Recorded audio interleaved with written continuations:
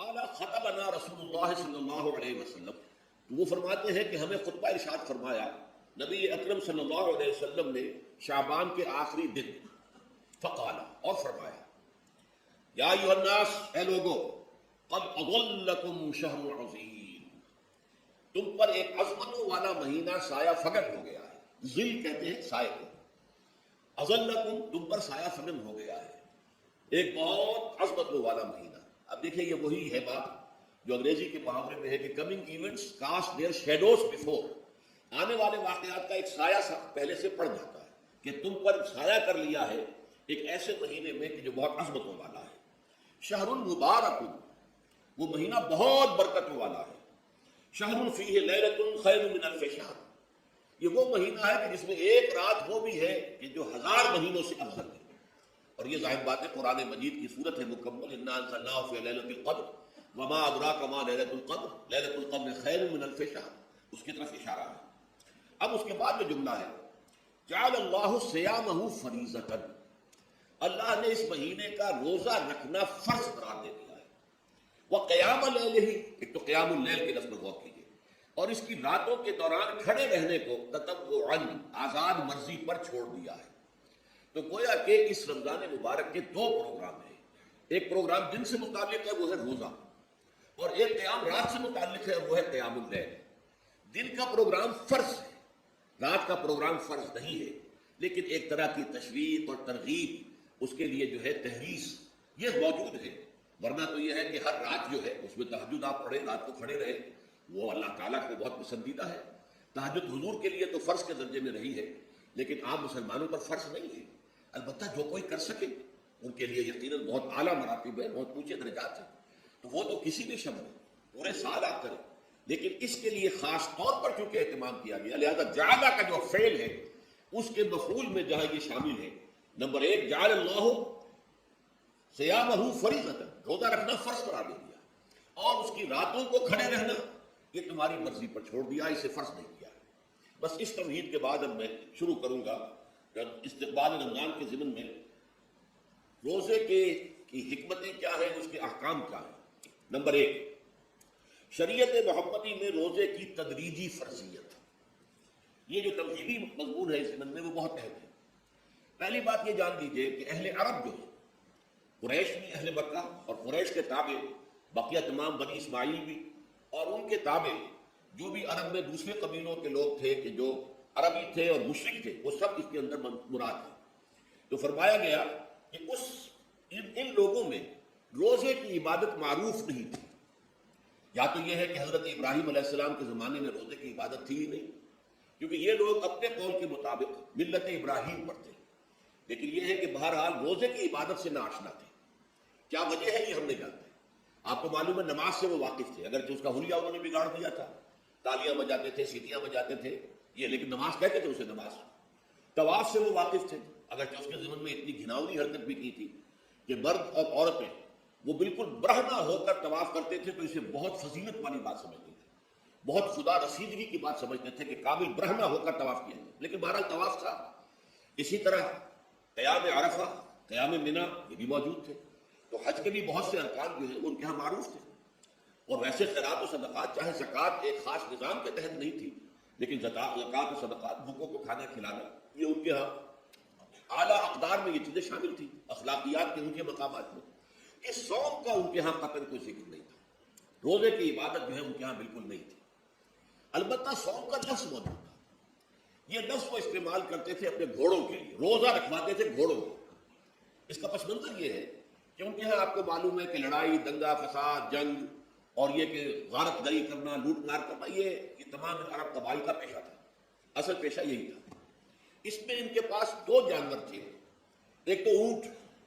اونٹ جو ہے وہ ان کی جو آب و ہوا ہے، ان کے جو حالات ہیں، اس کے ساتھ پوری مطابقت کرتا ہے.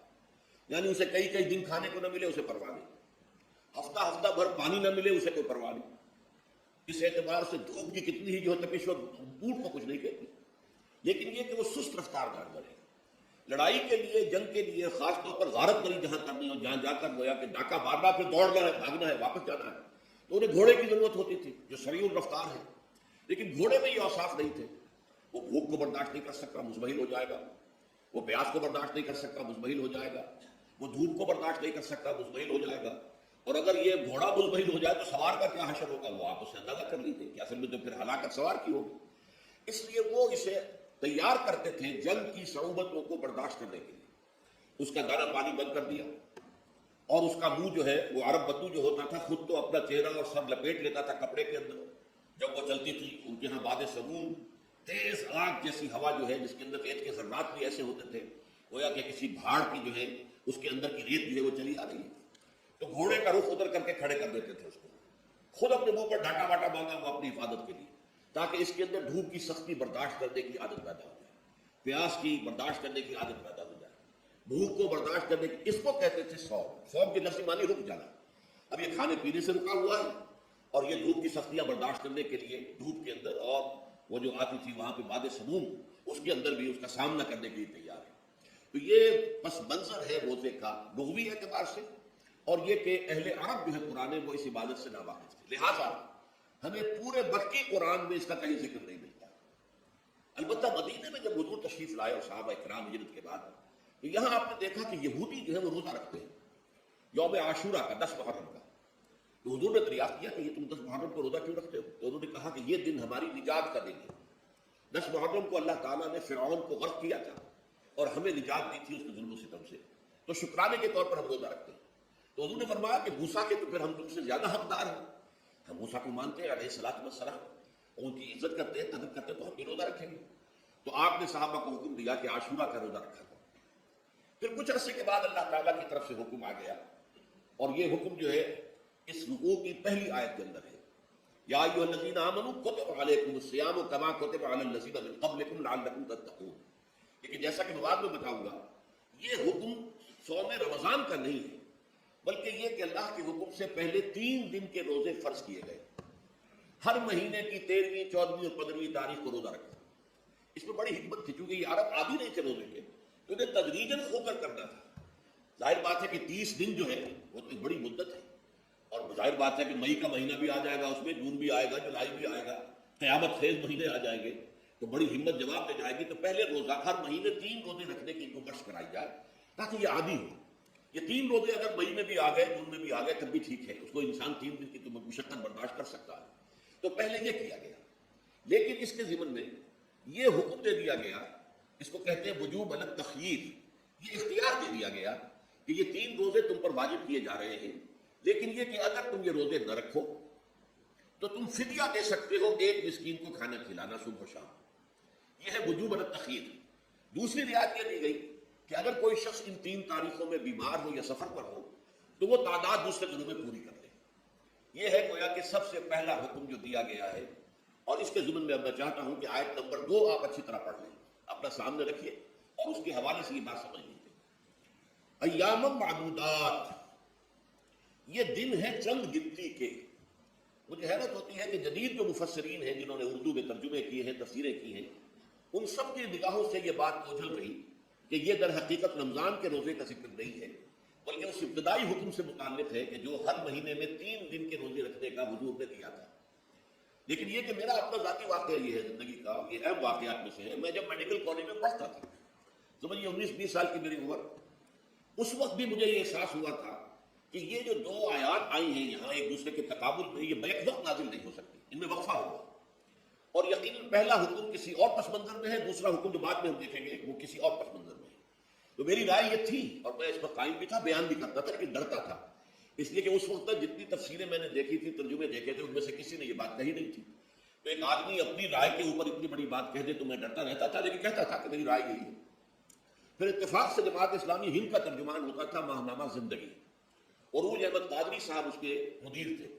وہ جو ایک پرچہ آیا اس میں انہوں نے تنقید کی تھی مولانا سید انور شاہ بخاری رحمۃ اللہ علیہ پر، کہ ان کشمیری رحمۃ اللہ علیہ سے ان کے اوپر یہ تنقید کی تھی کہ انہوں نے یہ عجیب بات کہہ دی ہے کہ یہ جو حکم ہے یہ رمضان کا نہیں ہے، بلکہ رمضان سے پہلے جو حضور نے حکم دیا تھا 3 دن کے روزے رکھنے اس سے متعلق ہے۔ اب مجھے اس کے اوپر پورا اطمینان ہو گیا کہ اگر سید محمد انور شاہ کاشمیری رحمۃ اللہ علیہ کی رائے یہ ہے تو متفق گردید رائے بو علی بارائے من، مجھے اب اس سے زیادہ کسی سند کی ضرورت نہیں۔ بعد میں نے جب تفسیر کبیر اور امام راضی رحمۃ اللہ علیہ کی اس کا بھی مطالعہ شروع کیا تو میں حیران ہوا کہ سلف میں تو یہ رائے کثرت سے موجود تھی کیا سبب ہوا ہے کہ آج کے دور کے جو مترجمین اور مصنفین ہیں ان کی نگاہوں سے بالکل یہ بات اوجھل ہو گئی؟ اس معاملے کو میں حل آج تک نہیں کر سکا، لیکن اب میں پورے تیقن سے آپ سے کہہ رہا ہوں کہ یہ جو پہلی دو آیتیں ہیں ان کا تعلق صوم رمضان سے نہیں ہے، بلکہ ان کا تعلق ہے وہ 3 دن کی۔ اس کی سب سے بڑی دلیل اس کے اندر موجود ہے ایام معدودات، گنتی کے چند دن۔ اب 30 یا 29 دن جو ہے وہ گنتی کے چند دن نہیں ہو سکتے، وہ اچھی بڑی تعداد ہے۔ پھر یہ ہے کہ یہ معدودات جو ہے اس کو کہا جاتا ہے جمع قلت، یہ زیادہ سے زیادہ 9 پر اس کا اطلاق ہوتا ہے، اس بدل پر جو جمع آتی ہے۔ اور اس میں جو ہے خود قرآن مجید میں حج کے سلسلے میں منا کے قیام کے ضمن میں الفاظ آئے ہیں، ایام معدودات فمن تعجل فی یومین فلا اثم علیہ ومن تاخر فلا اثم علیہ۔ منا میں قیام ہے گنتی کے چند دن، تو جو 2 دن ہی میں جلدی کر کے وہاں سے واپس ہو جائے اس پر بھی کوئی گناہ نہیں ہے، اور جو مؤخر کر کے 3 دن پورے کرے اس پر بھی کوئی گناہ نہیں ہے۔ تو وہاں پر بھی نظیر موجود ہے کہ 2 یا 3 دن پر اس کا اطلاق ہوگا۔ تو یہاں پر یام معدودات سے لازماً یہ مراد ہے کہ یہ 3 دن جو ہے ہر مہینے میں 13ویں، 14ویں، 15ویں، در حقیقت اس روزے سے متعلق یہ آیت آ رہی ہے۔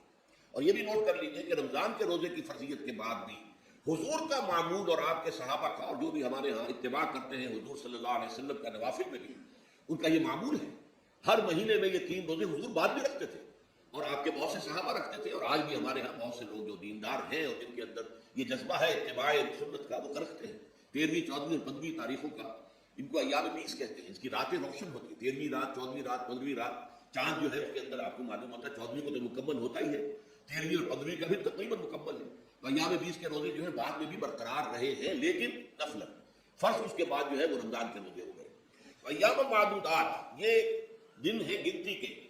فمن کان منکم مریضا او علی سفر فعدۃ من ایام اخر، تو جو کوئی بھی تم میں سے ہو بیمار یا سفر پر تو وہ تعداد پوری کر لے دوسرے دن۔ گویا کہ اب اگلی کا ایک تو یہ رعایت ہوگی، دوسری رعایت وعلی الذین یطیقونہ فدیۃ طعام مسکین، اور ان لوگوں کے ذمے کے جو اس کی طاقت رکھتے ہوں، یعنی مریض بھی نہیں ہے، صحت مند ہے، روزہ رکھ سکتے ہیں، سفر بھی نہیں ہے، سفر پر نہیں ہے، مقیم ہے، روزہ رکھ سکتے ہیں، پھر بھی نہ رکھے تو ان کے لیے بھی ایک اختیار، اسی لیے میں نے لفظ استعمال کیا تھا وجوب الگ تخییر، واجب تو ہے لیکن اس میں ایک اختیار دے دیا گیا ہے۔ وہ اختیار کیا ہے؟ فدیۃ طعام مسکین۔ تو پھر یہ ہے کہ ایک مسکین کو کھانا کھلا دینا، فدیہ کہتے ہیں کسی چیز کا بدل ہو جائے، جیسے کہ جنگی مجرم ہے اس کا فدیہ ہے، گویا کہ اس کو دے کر وہ پھر آزاد ہو جائے گا، فدیہ اس کو کہتے ہیں۔ تو فدیۃ طعام مسکین، لیکن یہ ہے کہ فمن تطوع خیرا فهو خیر اللہ، اور جو نیکی سے خیر کرنا چاہے مزید تو وہ اس کے لیے بہتر ہے، ایک کے بجائے 2 کو کھلائے، 3 کو کھلائے، 4 کو کھلائے، 10 کو کھلائے، تو یہ تو ترغیب ہے، لیکن کم سے کم ایک مسکین کو کھانا کھلانا 2 وقت کا۔ وَأَن تَصُومُوا خَيْرٌ لَكُمْ، اب دیکھیے یہ لفظ بول رہے ہیں اگر تم روزہ رکھو تو یہ تمہارے حق میں بہتر ہے، یعنی اگرچہ اختیار تمہیں دے دیا ہے، اختیار یہ ہے کہ روزہ رکھو، اگر نہ رکھو تو فدیہ دے دو ایک مسکین کا کھانا، لیکن اگر تم روزہ رکھو ان کنتم تعلمون، اگر حقیقت میں تم علم رکھتے ہو کہ روزے کے اندر کیا کیا برکات ہیں تو تمہیں روزہ لازماً رکھنا چاہیے۔ تشویق اور ترغیب موجود ہے لیکن یہ کہ اس کی فرضیت یا وجوب نہیں ہے۔ یہ تھا ابتدائی حکم روزے کے ضمن میں۔ اب اس کے بعد اگلی آیت جو ہے اس کے بھی پہلے حصے کو مت پڑھیے، شہر رمضان الذی انزل فیہ القرآن، اس کے بارے میں تو بعد میں گفتگو ہوگی، بینات من الہدی والفرقان، لیکن اگلا جملہ فمن شہد منکم الشہر فلیصم، اب یہ رمضان کے روزے کی فرضیت کا حکم آیا ہے۔ رمضان کا مہینہ وہ ہے جس میں قرآن نازل کیا گیا، اس کے بارے میں جیسا کہ میں نے عرض کیا پھر بعد میں عرض کروں گا، لیکن جو شخص بھی تم میں سے موجود ہو اس مہینے میں، اپنے گھر میں موجود ہے، اپنے شہر میں موجود ہے، سفر پر نہیں ہے، یا یہ ہے کہ جو شخص بھی اس مہینے کو پائے، اس کی زندگی میں یہ مہینہ آ جائے، یہ برکتوں کا ایک موقع اسے مزید حاصل ہو جائے، فلیصم، یہ امر کا صیغہ ہے، یہ وجوب ہے مطلقاً۔ اب اس میں جو 2 رعایتیں پہلے دی گئی تھی ان میں سے ایک کو برقرار رکھا، ومن کان مریض او علی سفر فعدۃ من ایام اخر، یہی وہ الفاظ ہیں جن کی بنا پر میرا گمان اس وقت بھی یہ تھا کہ یہ 2 بیک وقت نازل نہیں ہو سکتی آیات، یہ جو تکرار ہے بیماری تکرار ہو جائے گی پھر اگر ایک ہی وقت میں نازل ہو رہی ہے، اور قرآن مجید کی فصاحت اور بلاغت سے یہ چیز بعید ہے کہ وہاں پر اس طرح کی تکرار بلا سبب ہو رہی ہے۔ قرآن میں اور بہت سی آیات ہیں جن میں کہ آپ کو معلوم ہے کہ پورا رکوع ہے سورہ مزمل کا جس میں قیام اللیل کا حکم ہے، پھر اسی کے آخر میں وہ آیت شامل کر دی گئی ہے جو کم سے کم 1 سال بعد نازل ہوئی ہے، جس میں کہ رات کے قیام کا وجوب ختم کر دیا گیا اور صرف یہ کہ جتنا بھی تم سے ممکن ہو سکا کرو، ضروری نہیں ہے کہ تہائی شب ہو، آدھی ہو، 2/3 ہو، جتنا بھی ممکن ہو قرآن پڑھا کرو، رات کو گویا کہ وہ فرضیت جو تھی قیام اللیل کی وہ ختم ہو گئی۔ اس حوالے سے وہ جو ناسخ ہے، منسوخ کرنے والی آیت کو اس کے ساتھ ہی رکھ دی گئی تاکہ وہ جو اصل حکم تھا وہ بھی برقرار سامنے رہے، اور جس نے آ کر اسے منسوخ کیا وہ بھی برقرار رہے اور سامنے رہے۔ اسی طرح یہاں پر بھی یہ حکم آیا، کتنے عرصے کے بعد آیا یہ مجھے معلوم نہیں، لیکن یہ کچھ عرصے کے بعد آیا ہے کہ رمضان کا مہینہ وہ ہے کہ جس میں قرآن نازل کیا گیا۔ اب جو شخص بھی اس مہینے کو پائے اس پر لازم ہے کہ اس کے روزے رکھے۔ ہاں، من کان مریضا او علی سفر، جو شخص ہو مریض، بیمار ہو یا سفر پر ہو، فعدۃ من ایام اخر، تو وہ تعداد پوری کر لے دوسرے دنوں میں۔ یرید اللہ بکم اليسر ولا یرید بکم العسر، اللہ تمہارے ساتھ آسانی چاہتا ہے، سختی نہیں چاہتا۔ یہ اصل میں کیوں کہا ہے؟ اس کی وجہ سمجھ لیجیے، آج بھی آپ کو اپنے ہاں ایسے لوگ مل جائیں گے جن کا تقویٰ کا تصور اتنا غلط ہو گیا ہے کہ 104 درجے کا بخار ہے، روزہ چھوڑنے کو تیار نہیں۔ بھلے آدمیوں، اللہ نے تمہیں ایک رخصت دی ہوئی ہے تو خام خواہ اپنے اوپر یہ شدت کیوں لے رہے ہیں؟ لیکن لیتے ہیں، روزہ چھوڑنے کو تیار، روزہ قضا نہیں کرو، سفر پر جا رہے ہیں اور روزہ قضا کرنے کو تیار نہیں۔ ایک موقع پر ایک غزوے کے دوران ایسا ہوا کہ کچھ لوگوں نے سفر روزہ رکھا ہوا تھا، لیکن وہ اتنے یوں سمجھیے مزمحل ہو گئے کہ جب پڑاؤ پر پہنچے تو جن کا روزہ نہیں تھا انہوں نے تو بڑی چاق و چوبند طریقے سے خیمے نصب کیے، سارا بندوبست کیا، اور یہ جا کر بے سود ہو کر بے ہوش ہو کر گر پڑے۔ تو حضور نے فرمایا ان کو دیکھ کر، لیس من البر الصیام فی السفر، سفر میں روزہ رکھنا یہ کوئی نیکی کا کام نہیں ہے، یہ نیکی کا غلط تصور ہے کہ جو تم نے اپنے اختیار کر لیا، یہ تمہارے اندر تشدد پسندی پیدا ہو رہی ہے۔ دین کے احکام میں جو مقصد ہے وہ کیا ہے؟ یرید اللہ بکم اليسر ولا یرید بکم العسر۔ اسی پر عمل کرتے ہوئے حضور نے فرمایا کہ جو بھی علماء دین ہیں یا جو رہنمایان دین ہیں ان کا کام کیا ہے؟ آپ نے فرمایا یسروا ولا تعسروا، دیکھو آسانیاں پیدا کرو، سختیاں پیدا نہ کرو۔ دین میں سختیاں پیدا کرنا بھی وہ اسم اور اغلال بن جاتا ہے کہ جس کو رفع کرنے کے لیے اور جس سے لوگوں کو، یہودیوں کو اور تمام اہل کتاب کو نجات دینے کے لیے اللہ تعالیٰ نے اپنے رسول محمد صلی اللہ علیہ وسلم کو بھیجا۔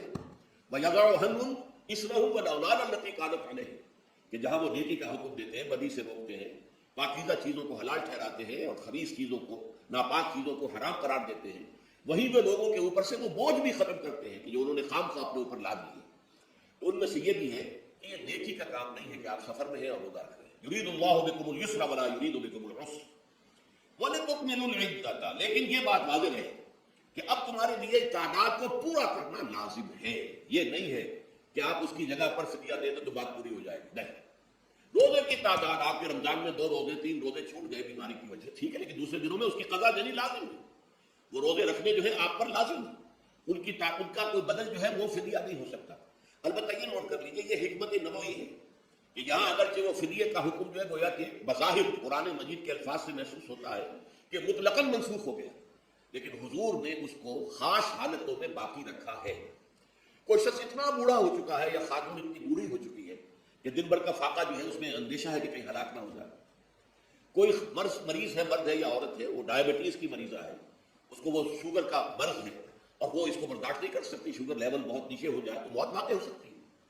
کوئی ایسا مریض ہے جس کو مرض سے شفا پانے کی اب کوئی امید ہے ہی نہیں کہ میں مرض سے شفا پا جاؤں گا یا پا جاؤں گی تو اس کے بعد میں روزہ مکمل کر دوں گی، نہیں۔ ایسے لوگوں کے لیے حضور نے اس رعایت کو برقرار رکھا ہے کہ ایسے لوگ اگر ایک مسکین کو کھانا کھلا دیں تو یہ فدیہ بن جائے گا۔ لیکن جو بھی شخص صحت مند ہو اور صحت کی توقع رکھتا ہو اور جو شخص بھی طاقت رکھتا ہو روزے کا قضا کر دینے کا، اس کے لیے لازم ہے کہ روزوں کی قضا کرے۔ وَلِتُكْمِلُوا الْعِدَّةَ وَلِتُكَبِّرُوا اللَّهَ عَلَى مَا هَدَاكُمْ، اور تاکہ تم اللہ کی کبریائی کا اعلان کرو اس چیز پر کہ جو اس نے تمہیں ہدایت عطا فرمائی ہے۔ اب اس کا ایک تو ظاہر ہے کہ جب روزے ختم ہوتے ہیں عید الفطر میں تکبیر، اضافی تکبیرات کے ساتھ 2 رکعتیں ہیں جو ہم ادا کرتے ہیں۔ احناف کے نزدیک 6 اضافی تکبیرات ہیں اور اہل حدیث کے نزدیک 12، لیکن تکبیرات ہیں اضافی۔ اور یہ کہ جاتے ہوئے اور آتے ہوئے عید کے لیے آپ جا رہے ہیں تو تکبیرات پڑھتے ہوئے جائیے، واپس آ رہے ہیں تکبیر پڑھتے ہوئے آئیے، اور یہ بھی کہ جاتے ہوئے راستہ کوئی اور، آتے ہوئے راستہ کوئی اور اختیار کیجیے تاکہ پورا شہر، پوری بستی جو ہے تکبیر کی آواز سے گونج جائے۔ یہ ظاہر ہے۔ باطن اس کا کیا ہوگا؟ اللہ کی کبریائی کا اعلان کرو، اللہ کی کبریائی کو نافذ کرنے کی کوشش کرو۔ جب اللہ نے تمہیں ہدایت دے دی ہے، تمہیں اپنے دین حق سے نواز دیا ہے، اب تمہارا فرض ہے کہ اس کو قائم کرو، اس کے لیے جد و جہد کرو، اس کے لیے تن من دھن لگاؤ، اس کے لیے جان اور مال سے جہاد کرو۔ وَلِتُكَبِّرُوا اللَّهَ عَلَى مَا هَدَاكُمْ، وَلَعَلَّكُمْ تَشْكُرُونَ، اور تاکہ تم واقعتاً شکر کرو۔ اس پر بھی گفتگو بعد میں ہوگی۔ یہ حکمت صوم کے حوالے سے ہے یہ لفظ۔ اس کے بعد جو ہے ایک آیت چھوڑ کر پھر اگلی 5ویں آیت پڑھیے۔ یہ ہے تکمیلی احکام۔ ابتدائی احکام آ گئے، نمبر 2 میں صوم رمضان کا حکم آ گیا، نمبر 3 پر ہوا کیا تھا کہ جب روزوں کا حکم دیا گیا تو چونکہ مثال آپ نے رکھی تھی یہود کی کہ یہود جو ہے عاشورہ کا روزہ رکھتے ہیں تو ہم بھی کیوں نہ رکھیں، مسلمانوں تم بھی رکھو۔ اس سے گمان یہ کیا گیا کہ جو احکام یہود کی شریعت میں ہے روزے کے، شاید وہی ہماری شریعت میں بھی ہے، اور ان کی شریعت میں یہ تھا کہ رات کو سو گئے تو روزہ شروع ہو گیا، اور وہ روزہ اب نہ کوئی سحری ہے نہ رات میں کے دوران کوئی میاں اور بیوی جو ہے وہ اب بستری کر سکتے ہیں، بلکہ یہ کہ وہ روزہ صبح سے لے کر پھر جب رات کے بعد صبح آئے گی، صبح سے پھر دوپہر اور شام اور غروب آفتاب پر جا کر روزہ ختم ہوگا۔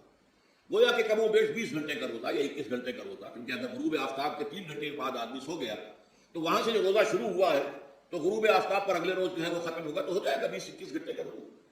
یہ روزے کا حکم لوگوں نے سمجھا، اس کی صراحت کوئی نہیں تھی، لیکن لوگ جو ہے کیونکہ صراحت منفی بھی نہیں تھی مثبت بھی نہیں تھی، لہذا وہ رات کے وقت میں جب دن ہوتے تھے روزوں کے، ان کی راتوں میں وہ اپنی جو بھی ایک طبیعی ضرورت ہے، جو ہم بستری ہے میاں اور بیوی کی، شوہر اور بیوی کی، وہ کر گزرتے تھے جذبات کے اندر، جو بھی اس وقت ان کی احتیاج ہوئی، دل میں کھٹک رہتی تھی کہ پتہ نہیں ہم نے یہ صحیح کام کیا نہیں کیا، غلط کیا۔ تو اس سے یہ کہ ظاہر بات ہے کہ پھر قرآن مجید اسے قرار دے رہا ہے اپنے آپ سے خیانت کرنا۔ جب انسان اپنے ضمیر کے خلاف کوئی بات کر رہا ہو تو چاہے وہ بات صحیح ہے لیکن وہ اسے گناہ سمجھ کے کر رہا ہے، اس نے تو گناہ کیا، وہ اپنے آپ سے تو خیانت کر رہا ہے۔ ایک شخص ہے وہ بکری کا گوشت کھا رہا ہے لیکن سمجھتا یہ کہ یہ سور کا گوشت ہے، تو اس نے تو سور ہی کا کھایا تھا، اس نے بکری کا تو نہیں کھایا، لیکن اس نے سمجھا یہ کہ یہ سور کا گوشت کھا رہا ہے۔ تو اس حوالے سے ایک دغدغہ سا دل میں رہتا تھا، پریشانی۔ تو اب جو یہ 5ویں آیت ہے، طویل ترین آیت ہے اس سلسلے کی، اس میں روزے کے تکمیلی احکام آ گئے جو ابدی ہیں، آج تک قائم ہے اور قیامت تک قائم رہیں گے۔ فرمایا احل لکم لیلۃ الصیام الرفث الی نسائکم، اے مسلمانوں روزے کی راتوں میں تمہارے لیے حلال کر دیا گیا ہے اپنی بیویوں سے اپنی خواہش کا پورا کرنا۔ رفث الی نسائکم ہن لباس لکم وانتم لباس لہن، وہ تمہارے لیے بمنزلہ لباس ہے، جیسے لباس کے اور انسان کے بدن کے درمیان کوئی حجاب نہیں ہوتا، ایسے ہی شوہر اور بیوی کے درمیان بھی کوئی حجاب نہیں رہتا۔ ہن لباس لکم وانتم لباس لہن، اور ویسے بھی ایک معنی میں کہ جیسے لباس آپ کو گرمی کی شدت سے بچاتا ہے، ورنہ ہو سکتا ہے کہ تیز دھوپ جو ہے جو عرب میں ہوتی تھی تو آپ کی کھالوں کو جلا دے، تو یہ حفاظت کا ایک ذریعہ بھی ہے۔ اسی طریقے سے شوہر کے لیے بیوی اپنی عفت و عصمت کو برقرار رکھنے کے لیے ایک ذریعہ ہے کہ کہیں حرام میں منہ نہ مارے، بیوی موجود ہے، حلال ذریعے سے اپنی خواہش پوری کرے۔ اور بیوی کے لیے شوہر اسی طریقے سے ایک ڈھال بن جاتا ہے کہ اسے خواب خواہ ادھر ادھر دیکھنے کا کوئی خیال بھی کبھی نہ آئے، اس کی جو بھی نفسانی خواہش ہے اس کے شوہر پورا کر رہا ہے۔ تو اس اعتبار سے بھی ہن لباس لکم وانتم لباس لہن، علم اللہ انکم کنتم تختانون انفسکم، اللہ کے علم میں ہے کہ تم اپنے آپ سے خیانت کر رہے تھے۔ اس کی وضاحت میں پہلے کر چکا ہوں کہ دل میں یہ دغدغہ تھا کہ یہ حرام کام کر رہے تھے، یہ گویا کہ اپنے آپ سے خیانت، اللہ سے بغاوت نہیں تھی۔ کیوں کہ اللہ تعالیٰ کی طرف سے تو حکم تمہیں معلوم تھا ہی نہیں، آیا اس کی اجازت ہے یا نہیں ہے، لیکن اپنے آپ سے تو خیانت کر رہے ہو، تم یہ سمجھ رہے تھے کہ یہ نہیں ہونا چاہیے، یہ گویا کہ ممنوع ہے اور کر رہے تھے، تو اس کو کہا کہ تم اپنے آپ سے خیانت کر رہے تھے۔ علم اللہ انکم کنتم تختانون انفسکم فتاب علیکم، تو اللہ نے تم پر اپنی رحمت اور مغفرت کے ساتھ توجہ فرمائی، یعنی جو کچھ اب تک ہو چکا ہے اسے اللہ نے معاف کر دیا، اسے صاف کر دیا، کلین سلیٹ۔ اب تمہارا جو اعمال نامہ ہے اس میں اس طرح کا اگر کوئی عمل درج ہو گیا ہے تو اللہ نے صاف کر دیا ہے، وعفا عنکم، اور تمہیں معاف بھی کر دیا ہے۔ فالآن باشروہن، تو اب تم ان کے ساتھ جو بھی تعلق زن و شو ہے اس کو اختیار کر سکتے ہو۔ فالآن باشروہن وابتغوا ما کتب اللہ لکم، اور حاصل کرو وہ کچھ جو کچھ اللہ نے تمہارے لیے لکھ دیا ہے۔ یہ تعلق زن و شو سے 2 چیزیں ہیں کہ جو مقصود ہیں، ایک تو سب جانتے ہیں اولاد، ہر انسان کی خواہش ہوتی ہے کہ میری نسل کا تسلسل باقی رہے، لیکن نمبر 2 ایک شے اور ہے، قرآن مجید میں بیان کیا کہ بولے تسکنوا الیہا، اس میں ایک سکون ہے، اس میں جو بھی ہے جو بھی عمل ہے مباشرت کا، اس میں ایک اعصابی طور پر سکون کی کیفیت انسان کو حاصل ہوتی ہے، تو یہ بھی مطلوب و مقصود ہے۔ تو ما کتب اللہ لکم، تمہارے لیے اللہ نے اس میں ایک تو اولاد کا معاملہ رکھ دیا ہے اور ایک تمہارے لیے سکون، لتسکنوا الیہا، تاکہ تم ان کی طرف توجہ کر کے سکون حاصل کرو۔ فالآن باشروہن وابتغوا ما کتب اللہ لکم وکلوا واشربوا، اب سحری کا حکم آ گیا، وکلوا واشربوا حتی یتبین لکم الخیط الابیض من الخیط الاسود من الفجر، اور کھاتے رہو اور پیتے رہو یہاں تک کہ تمہارے لیے فجر کے وقت کے اعتبار سے سفید ڈوری سیاہ ڈوری سے بالکل علیحدہ ہو جائے۔ اصل میں اس کو بعض صحابہ نے تو سمجھا کہ یہ لغوی معنی اس کے لیے لیے کہ آپ اپنے تکیے میں ایک سفید دھاگا رکھ لیا اور ایک کالا رکھ لیا، اور دیکھتے رہتے تھے جب یہ سفید اور کالا علیحدہ نظر آنے لگے تو پھر روزے کا رکھنے کا وقت شروع ہو چکا اور اب کھانا پینا بند کر دیا جائے۔ فرمایا کہ یہ مراد نہیں ہے، یہ جب پاؤں پھٹتی ہے تو اس کے اندر ایک سفید سی لکیر جو ہے افق کے اوپر آتی ہے، یہ ہے مراد کہ وہ جو سفید لکیر ہے وہ ظاہر ہو جائے اور وہ رات کے اختتام کا گویا کہ ایک اعلان اور علم بن جائے۔ تو وَكُلُوا وَاشْرَبُوا، اب اس کی جو ہے بڑی تاکید کی گئی ہے، تَسَحَّرُوا فَإِنَّ فِي السَّحُورِ بَرَكَةً، سحری ضرور کیا تھا، اور یہ در حقیقت برکت کا ذریعہ ہے۔ یہ بھی آپ نے فرمایا ہمارے اور یہود کے روزے کے مابین جو فرق ہے وہ سحری ہے، یہ سحری، کیونکہ روزہ جو ہے وہ فجر سے لے کر غروب آفتاب تک ہے، طلوع آفتاب سے نہیں، فجر سے، جبکہ وہ سفیدہ سحر جس کو کہتے ہیں نمودار ہو جائے، طلوع آفتاب کو ابھی 1.5 گھنٹے بعد ہوگا کہیں جائے، لیکن اس وقت جو ہے روزہ شروع، غروب آفتاب پر ختم۔ اس حوالے سے اس سے پہلے کھانا پینا، اور اس میں بھی فرمایا گیا کہ بعض لوگ بہت زیادہ احتیاط کرتے ہیں، وہ صحیح نہیں ہے، اس لیے کہ فجر کے لیے اذان جب دیتے تھے تو اس میں بعض حضرات ذرا جلدی کرتے تھے، حضور نے فرمایا کہ نہیں دیکھو یہ ذرا جلدی کر دیتے ہیں، اگر تم میں سے کسی کے ہاتھ میں پیالہ ہے، ابھی وہ کچھ کھا رہا ہے، اذان ہو گئی تو وہ اپنا پیالہ پورا کر لے، اس میں بھی تشدد کی ضرورت نہیں، جیسے کہ اس سے پہلے ہم پڑھ چکے یسروا ولا تعسروا، یرید اللہ بکم الیسر ولا یرید بکم العسر، اللہ تمہارے ساتھ آسانی چاہتا ہے، سختی نہیں چاہتا۔ تو اسی طرح فرمایا وَكُلُوا وَاشْرَبُوا حَتَّىٰ يَتَبَيَّنَ لَكُمُ الْخَيْطُ الْأَبْيَضُ مِنَ الْخَيْطِ الْأَسْوَدِ مِنَ الْفَجْرِ ثُمَّ أَتِمُّوا الصِّيَامَ إِلَى اللَّيْلِ، پھر اب روزے کو پورا کرو رات تک۔ إِلَى اللَّيْلِ میں پھر بڑی بحثیں ہوئی ہیں، اس لفظ کی مناسبت سے اہل تشیع اس کے قائل ہیں کہ جبکہ خوب اندھیرا ہو جائے، لیکن اہل سنت کا اجماع ہے کہ غروب آفتاب اس سے مراد ہے، اس لیے کہ آغاز رات کا غروب آفتاب کے ساتھ ہے، اور اس میں بھی احادیث کے اندر آیا ہے کہ تاجیل کرنی چاہیے۔ بعض لوگ وہی جو میں نے عرض کیا کہ تقویٰ کے تحت جو ہے، جیسے کہ سفر میں بھی روزے رکھتے ہیں، یا 104 بخار کے درجے میں بھی وہ روزہ قضا کرنے کو تیار نہیں ہوتے، ایسے ہی وہ تاخیر کرتے ہیں اپنے تقوی کے حساب سے، کہیں ایسا نہ ہو کوئی غلطی نہ ہو جائے، کہیں یہ نہ ہو جائے، کہیں وہ نہ ہو جائے، تو پھر اس کے اندر وہ افطار میں، تو آپ نے فرمایا کہ قوم جو ہے اسی وقت صحیح رہے گی جبکہ وہ افطار میں اجلت سے کھاتے ہیں، یعنی سحری کے اندر بہت زیادہ جلدی کرنے کی ضرورت نہیں، اگر اذان ہو رہی ہے اس کے دوران بھی اگر کچھ کھا پی رہے ہو تو کھا پی لو، مکمل کرنا۔ اسی طریقے سے افطار کے اندر جو ہے وہ تاخیر کرنے کی ضرورت نہیں، سورج کے غروب کے ساتھ افطار کر دو۔ وَلَا تُبَاشِرُوهُنَّ وَأَنْتُمْ عَاكِفُونَ فِي الْمَسَاجِدِ، ہاں اپنی بیویوں سے تم مباشرت نہ کرو، تعلق زن و شوق قائم نہ کرو جبکہ تم مسجدوں کے اندر معتکف ہو۔ یہ اعتکاف کا ذکر ہو گیا رمضان کے آخری عشرے میں، یہ اعتکاف جو مصنون ہے کہ 21ویں شب سے شروع ہو جائے گا، یعنی 20واں روزہ ختم ہوا اس کے ساتھ یہ اعتکاف شروع ہو گیا، اور پھر اعتکاف مصنون جو ہے وہ جب تک کہ چاند نظر نہ آ جائے شوال کا، عید کا، اس وقت تک یہ اعتکاف جاری رہے گا۔ یہ ہے مصنون اعتکاف، اس کی کیا حکمت ہے وہ میں بعد میں اس کروں گا، تو یہ حکمت جو ہے اس کے حوالے سے گفتگو بعد میں ہو جائے گی، لیکن یہاں یہ بتا دیا گیا کہ یہ جو رمضان کی 20 راتوں میں اجازت دی گئی ہے اپنی بیویوں کے ساتھ ہم بستری کی، وہ اس معتکف کے لیے نہیں ہے جو مسجد میں معتکف ہے، تو ہاں اس کی اہلیہ آ سکتی ہے وہاں ملاقات کے لیے، کسی مشورہ کو کرنا ہے بہت ضروری ہے، آ جائے ملاقات ہو سکتی ہے، لیکن یہ کہ مباشرت نہیں ہو سکتی، وہ حرام ہے۔ فرمایا وَلَا تُبَاشِرُوهُنَّ وَأَنْتُمْ عَاكِفُونَ فِي الْمَسَاجِدِ تِلْكَ حُدُودُ اللَّهِ، یہ اللہ کی حدود ہے، شریعت اسلامی کی یہ حدود ہے، فَلَا تَقْرَبُوهَا، تو ان کے قریب تک مت جاؤ۔ قرآن مجید میں اس اعتبار سے دو انداز تعبیر ہے کہ اللہ کی حدود ہے فَلَا تَعْتَدُوهَا، یہ اللہ کی حدود ہے، ان سے تجاوز نہ کرو، اس حد کو پھلانگ نہ جاؤ، اس حد سے آگے نہ گزر جاؤ۔ یہاں ہے تقربوها، اللہ تعالیٰ کی حدود کے قریب تک نہ جاؤ۔ اس کی وجہ ایک حدیث میں بیان کر دی گئی ہے کہ جیسے ہر بادشاہ کی ایک چراگاہ ہوتی ہے، وہ صرف شاہی جو بھی ہیں جانور ہیں ان کے، یا گھوڑے ہیں یا کوئی اور ہے، ان کے چرانے کے چرنے کے لیے ہے، وہاں پہ کوئی رعایت کا کوئی آدمی اپنی بھیڑ بکریاں وغیرہ نہیں لے جا سکتا، وہ حما کہلاتا تھا کہ یہ شاہ کے لیے مخصوص ہے، لکل ملک حمل، وحم اللہ محارمہ، اللہ بھی بادشاہ ہے کائنات کا، ارض و سما کا، اس نے بھی جن چیزوں کو حرام کر دیا ہے وہ حما ہے، اس میں داخل نہیں ہونا تمہیں۔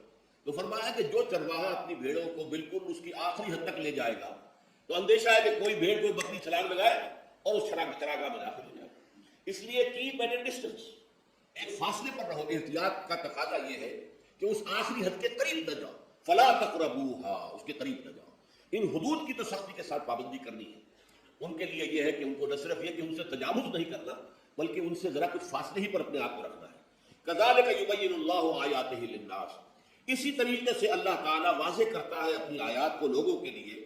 وَلَعَلَّهُمْ يَتَّقُونَ، اور تاکہ وہ پھر تقویٰ کریں، بچیں. جب احکام معلوم ہو گئے اب بچنا آسان ہے. جب احکام معلوم نہیں تو اندیشہ ہے کہ کہیں کسی حرام کے اندر جو ہے وہ ملوث ہو جائے.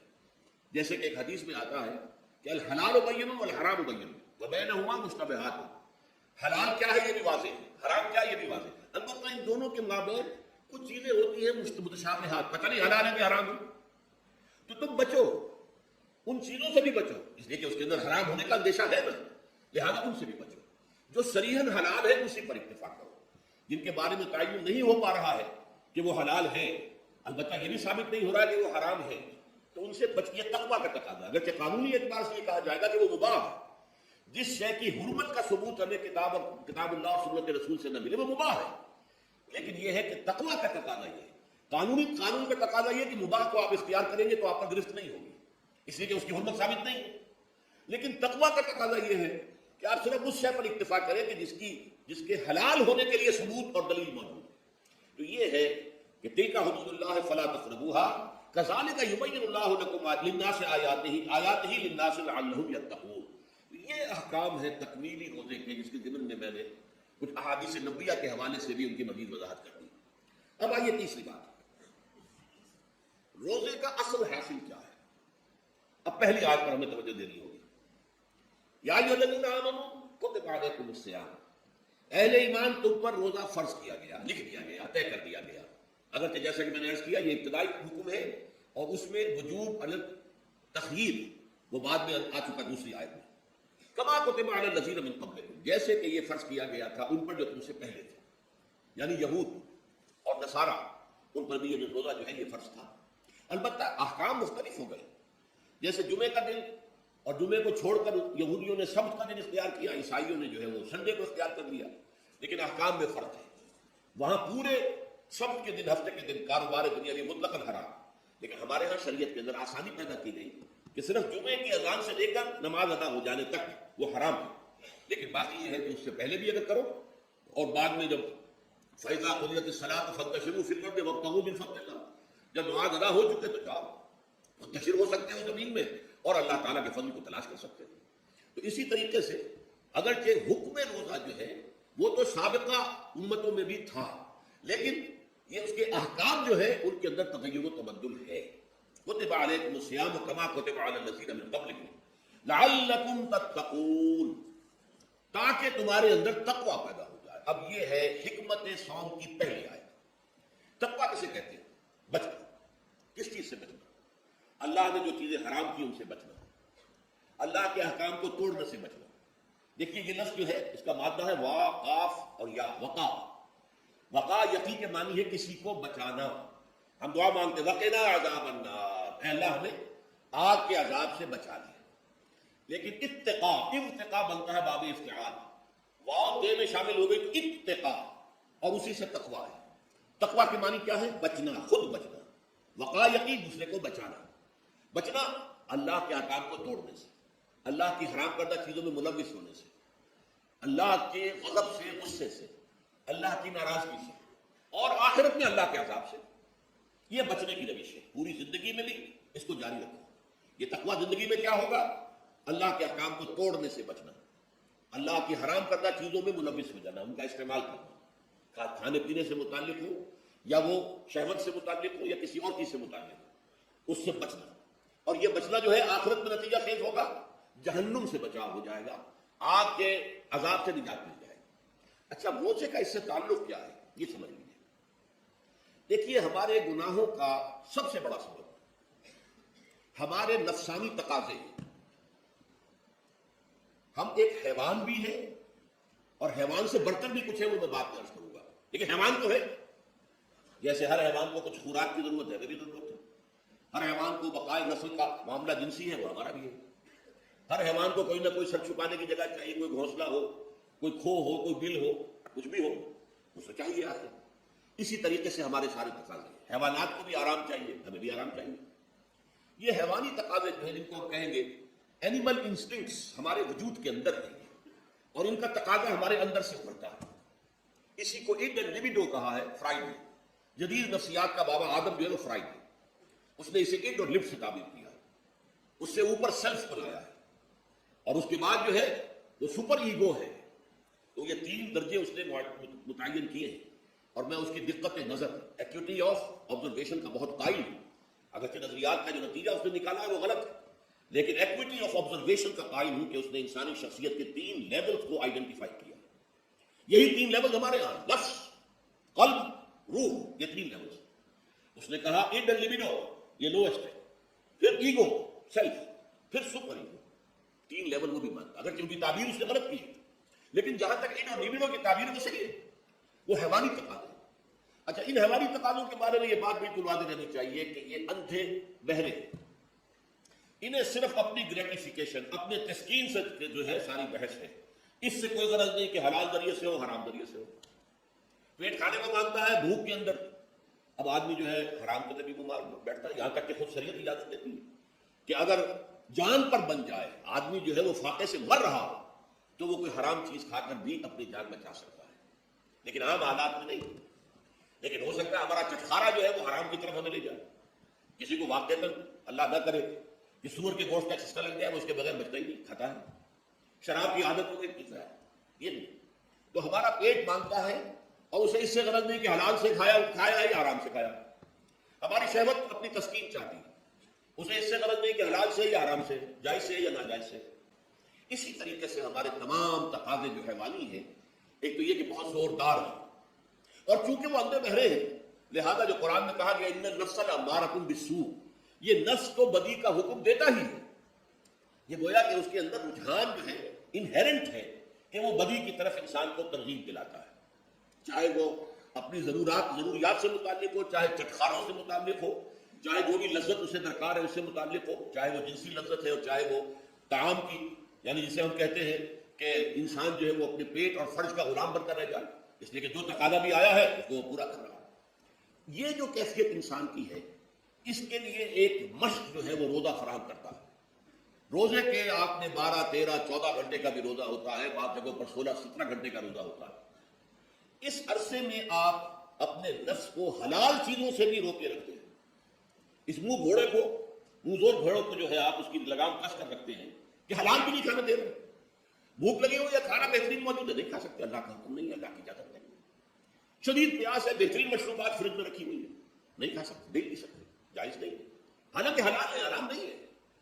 بیوی موجود ہے، یا جیسے کہ لونڈیوں کا معاملہ ہوتا تھا، لونڈی موجود ہے، لیکن نہیں، آپ اپنی شہوت جو ہے وہ اس سے پوری نہیں کر سکتے. یہ پابندیاں نفس کے اوپر لگانا یہ ایک مشق ہے، یہ ایک ریاضت ہے.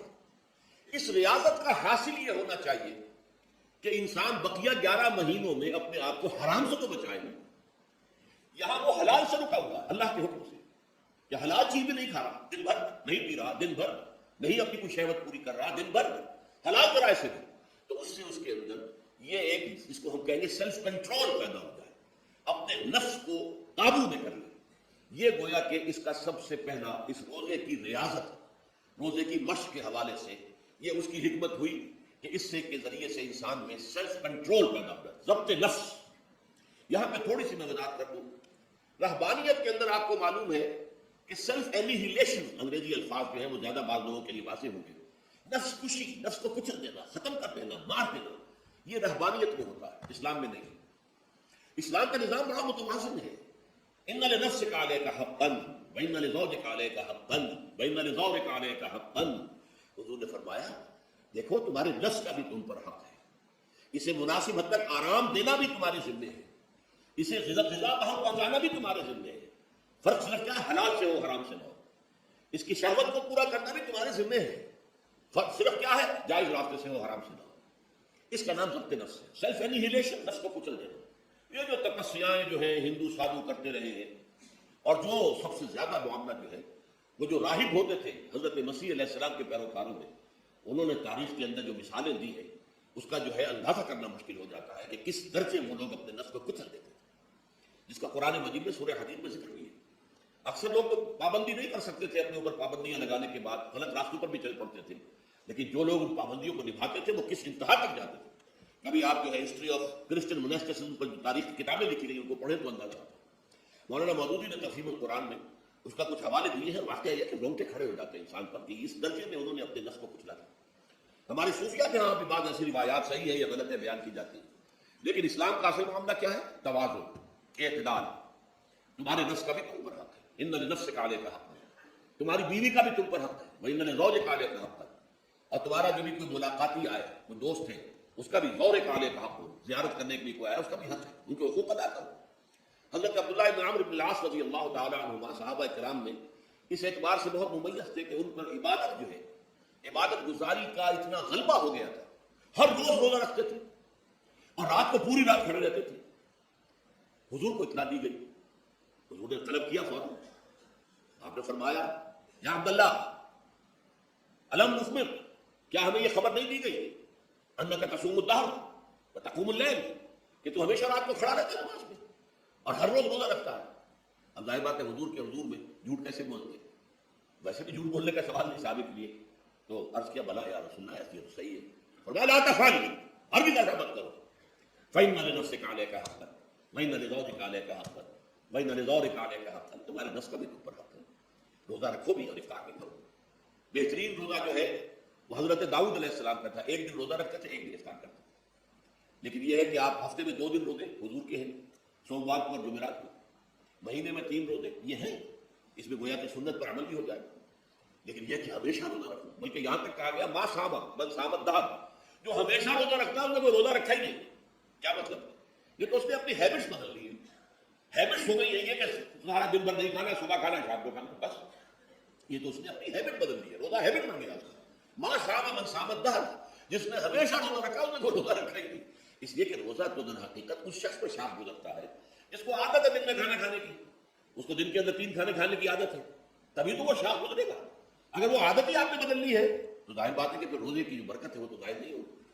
تو بہرحال اس اعتبار سے غور کیجیے کہ یہ پہلا حکم جو ہے روزے کا، لعلکم تتقون، تاکہ تمہارے اندر تقوی پیدا ہو جائے، اپنے نفس پر کنٹرول پیدا ہو جائے۔ اس کو یوں سمجھیے کہ یہ ایک بڑا بوزور گھوڑا ہے، ہمارا جو نفس ہے، ہمارا جو جسم ہے، حیوانی نظام، اس پر ہماری خودی یا ہماری انا یا ہماری ایگو یا ہمارا سیلف یہ اس پر حکمران ہے، اس کا گھوڑے کا سوار ہے۔ اب اگر گھوڑا منہ زور ہے اور سوار کے قابو میں نہیں ہے تو کیا نتیجہ نکلے گا؟ اب وہ گھوڑے کے اختیار میں ہے، سوار صاحب کی جان جو ہے وہ جا کر پٹک دے کہیں، کسی کھائی میں گرائے، کسی اور جگہ گرائے، وہ تو گویا کہ اس کے رحم و کرم پر ہے۔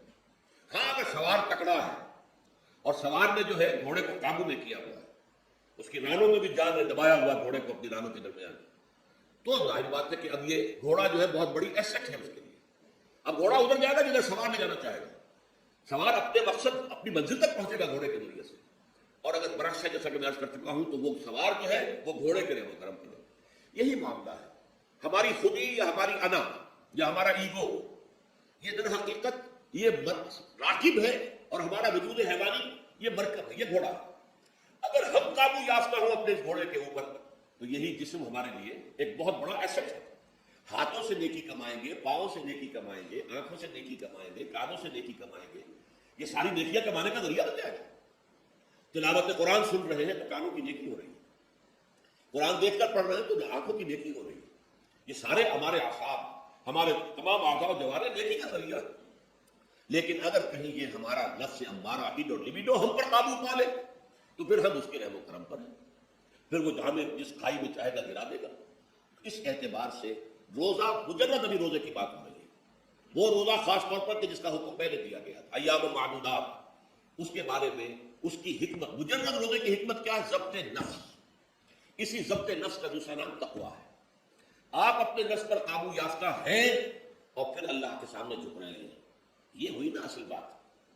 آپ اللہ کے سامنے تو جھک رہے ہیں، اے اللہ میں تیری بندگی کرتا ہوں اور کروں گا، نفس پر قابو ہے ہی نہیں، تو آپ کا یہ کہنا مہمل ہو جائے گا، نفس کا تقاضا ابھرے گا اور آپ اس کے آگے ہاتھ جوڑ کر کھڑے ہو جائیں گے، تو گویا کہ جو آپ نے کہا تھا ایاک نعبد و ایاک نستعین، اس کی پیروی کرنا، اس کو پورا کرنا، اس کا تقاضا بجا لانا آسان کام نہیں، جو بھی گویا مسلمانوں بلرزم کہ دامن مشکلات لا الہ الا، جب میں کہتا ہوں کہ میں مسلمان ہوں تو میں مجھ پر کب کب طاری ہوتی، اس لیے کہ مجھے معلوم ہے کہ لا الہ کہنے کا مقصد کیا ہے، مطلب کیا ہے، اس کے تقاضے کیا۔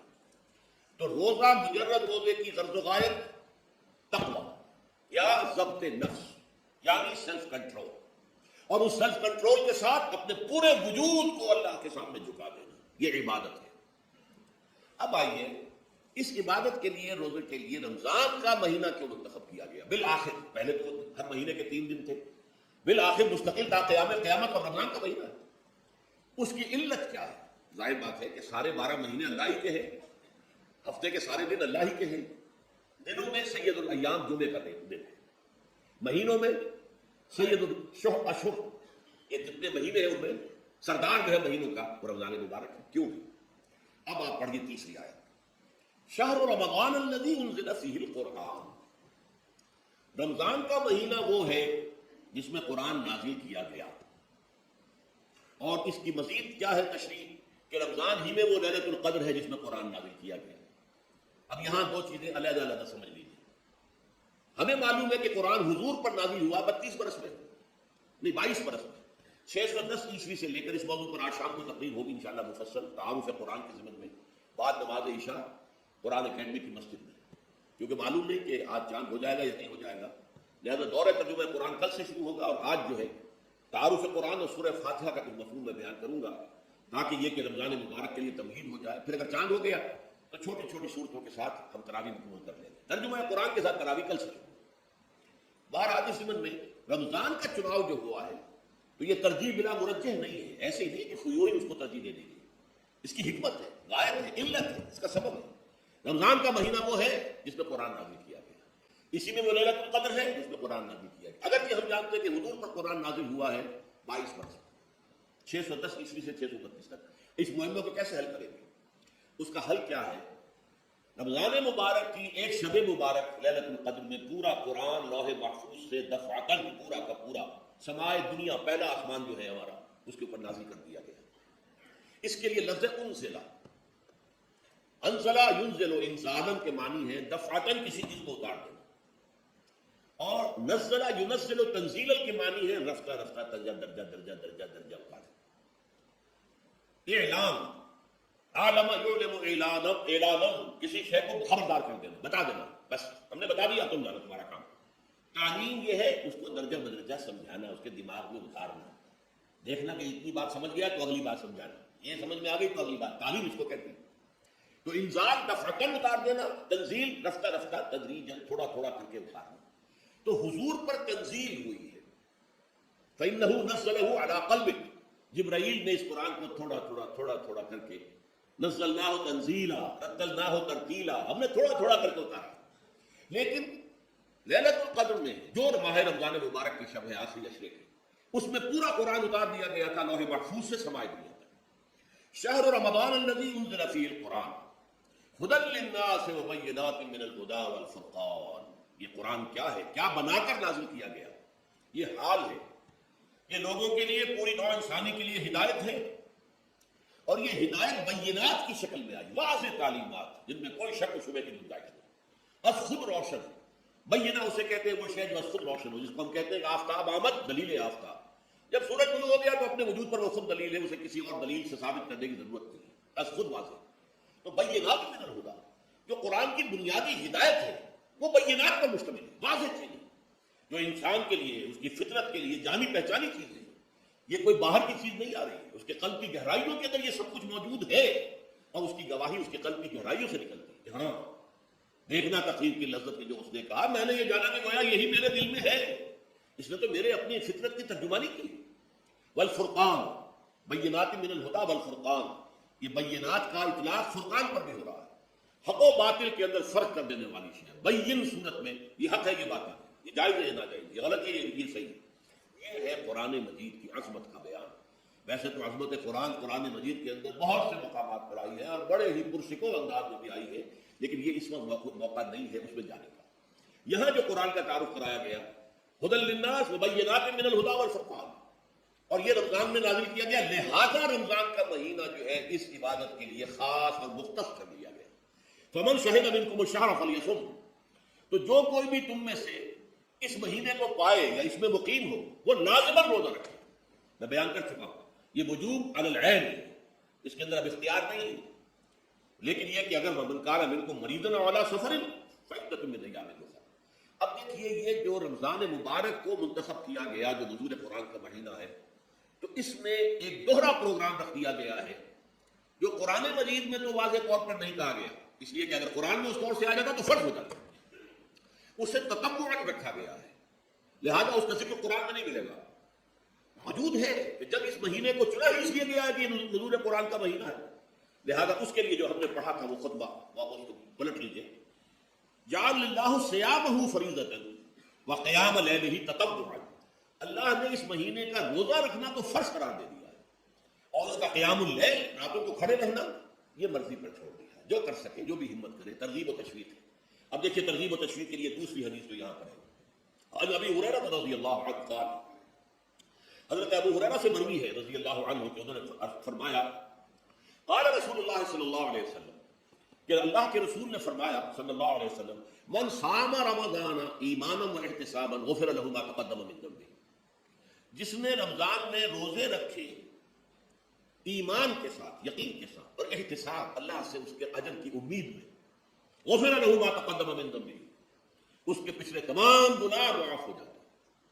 یہ نوٹ کیجئے کہ اس سے مراد گناہ کبیرہ نہیں ہے، گناہ صغیرہ۔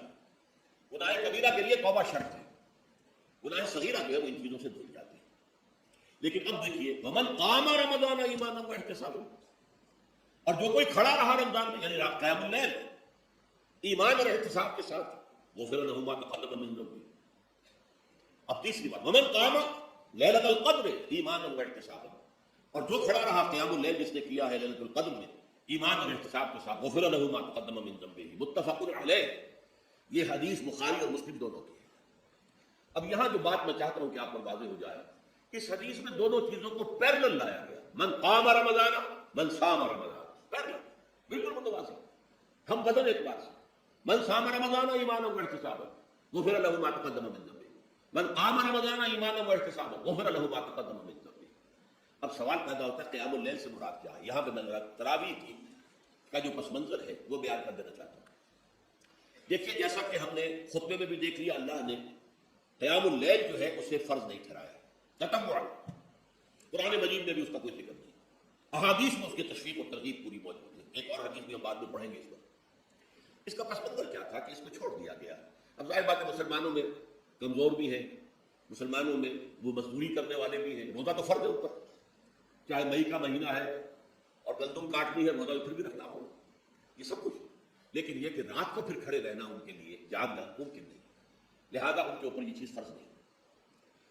حضور نے تراویح کی نماز یا قیام اللیل نہ اسے فرض قرار دیا، نہ اس کے باجماعت کوئی اہتمام کیا مستقل، صرف 3 راتیں آپ نے جماعت کروائی ہے، اس میں 8 رکعتیں آپ نے پڑھی ہیں کہ جو آپ کا معمول تھا تہجد کا وہ پڑھی، اور تہجد کے وقت ہی جماعت کرائی ہے۔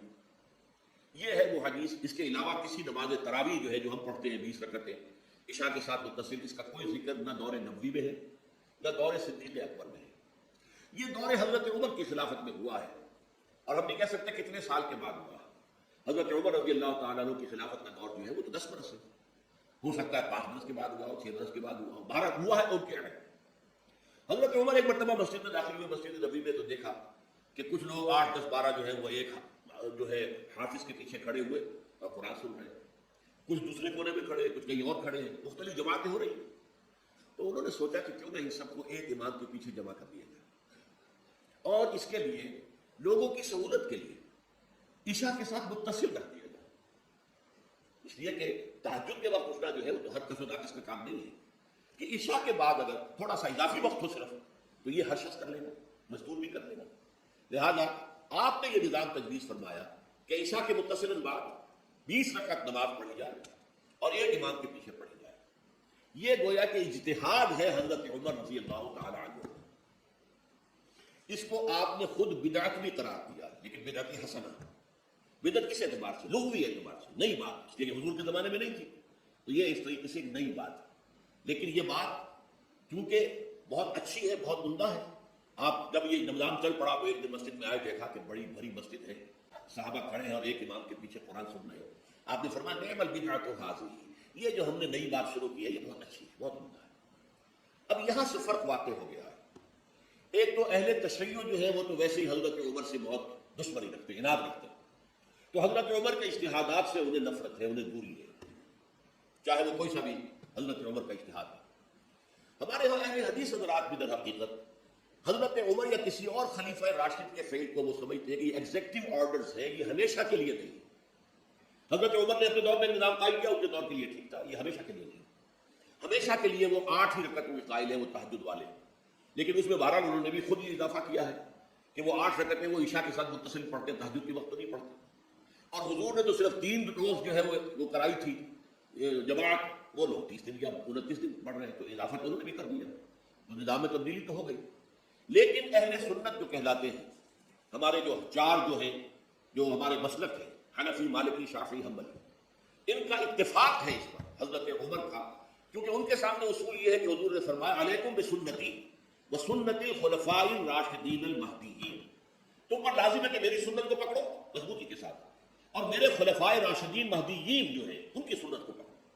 اس اصول سے یہ چاروں فرقے جو ہے حضرت عمر کے اجتہادات جو ہیں ان کو بھی پابندی سمجھتے ہیں کہ تمام امت کے لیے، قیامت تک کے لیے امت مسلمہ پر ان کی پیروی لازم ہے، لہذا اس میں اجماع ہے۔ اور یہاں تک کہ یہ سب سے آخری جو اس میں مسلک پیدا ہوا ہے زمانی اعتبار سے، سب سے پہلے مسلک جو ہے حنفی پیدا ہوا ہے، پھر مالکی پیدا ہوا ہے، پھر شافعی پیدا ہوا ہے، اور پھر حنبلی آخری ہے۔ اور امام احمد بن حنبل بہت بڑے محدث بھی ہیں، مسند احمد بن حنبل جو ہے وہ بہت بڑی کتاب ہے، بہت اہم کتاب ہے، جامع کتاب ہے۔ تو ان کے ہاں بھی 20 رکعتیں ہیں، چنانچہ حرمین شریفین میں، سعودی عرب میں، مکے اور مدینہ منورہ میں جو نماز تراویح ہوتی ہے اس کی 20 رکعتیں ہیں، لیکن اہل حدیث حضرات جو ہیں وہ اس 8 کے اوپر اتفاق کرتے ہیں۔ بہرحال یہ ایک اختلاف ہے جو میں نے اس کا پس منظر بیان کر دیا، لیکن اس 20 رکعت نماز سے ادا کرنے سے، جو کہ زیادہ سے زیادہ 50 منٹ یا 1 گھنٹہ لگتا ہے، اس سے وہ قیام اللیل کا حق ادا نہیں ہوتا۔ قیام اللیل کا تو کچھ اور ہی تقاضا ہے۔ قیام کسے کہتے ہیں؟ یہ سورہ مزمل سے واضح ہوتا ہے، یا ایھا المزمل قم اللیل الا قلیلا نصفہ او انقص منہ قلیلا او زد علیہ ورتل القرآن ترتیلا۔ آدھی رات یا آدھی رات سے کچھ کم، یعنی تہائی رات یا آدھی رات سے کچھ زائد، 2/3 رات، یہ ہے قیام اللیل۔ چنانچہ سورہ مزمل ہی کی آخری آیت جو دوسرا رکوع مشتمل ہے جس پر، اس میں صاف کہہ دیا گیا ان ربک یعلم انک تقوم ادنی من ثلثی اللیل ونصفہ وثلثہ وطائفۃ من الذین معک۔ اے اللہ کے نبی، اللہ خوب واقف ہے کہ آپ بھی اور آپ کے ساتھ ایک جماعت بھی رات کو کھڑی رہتی ہے، 2/3 رات یا آدھی رات یا 1/3 رات۔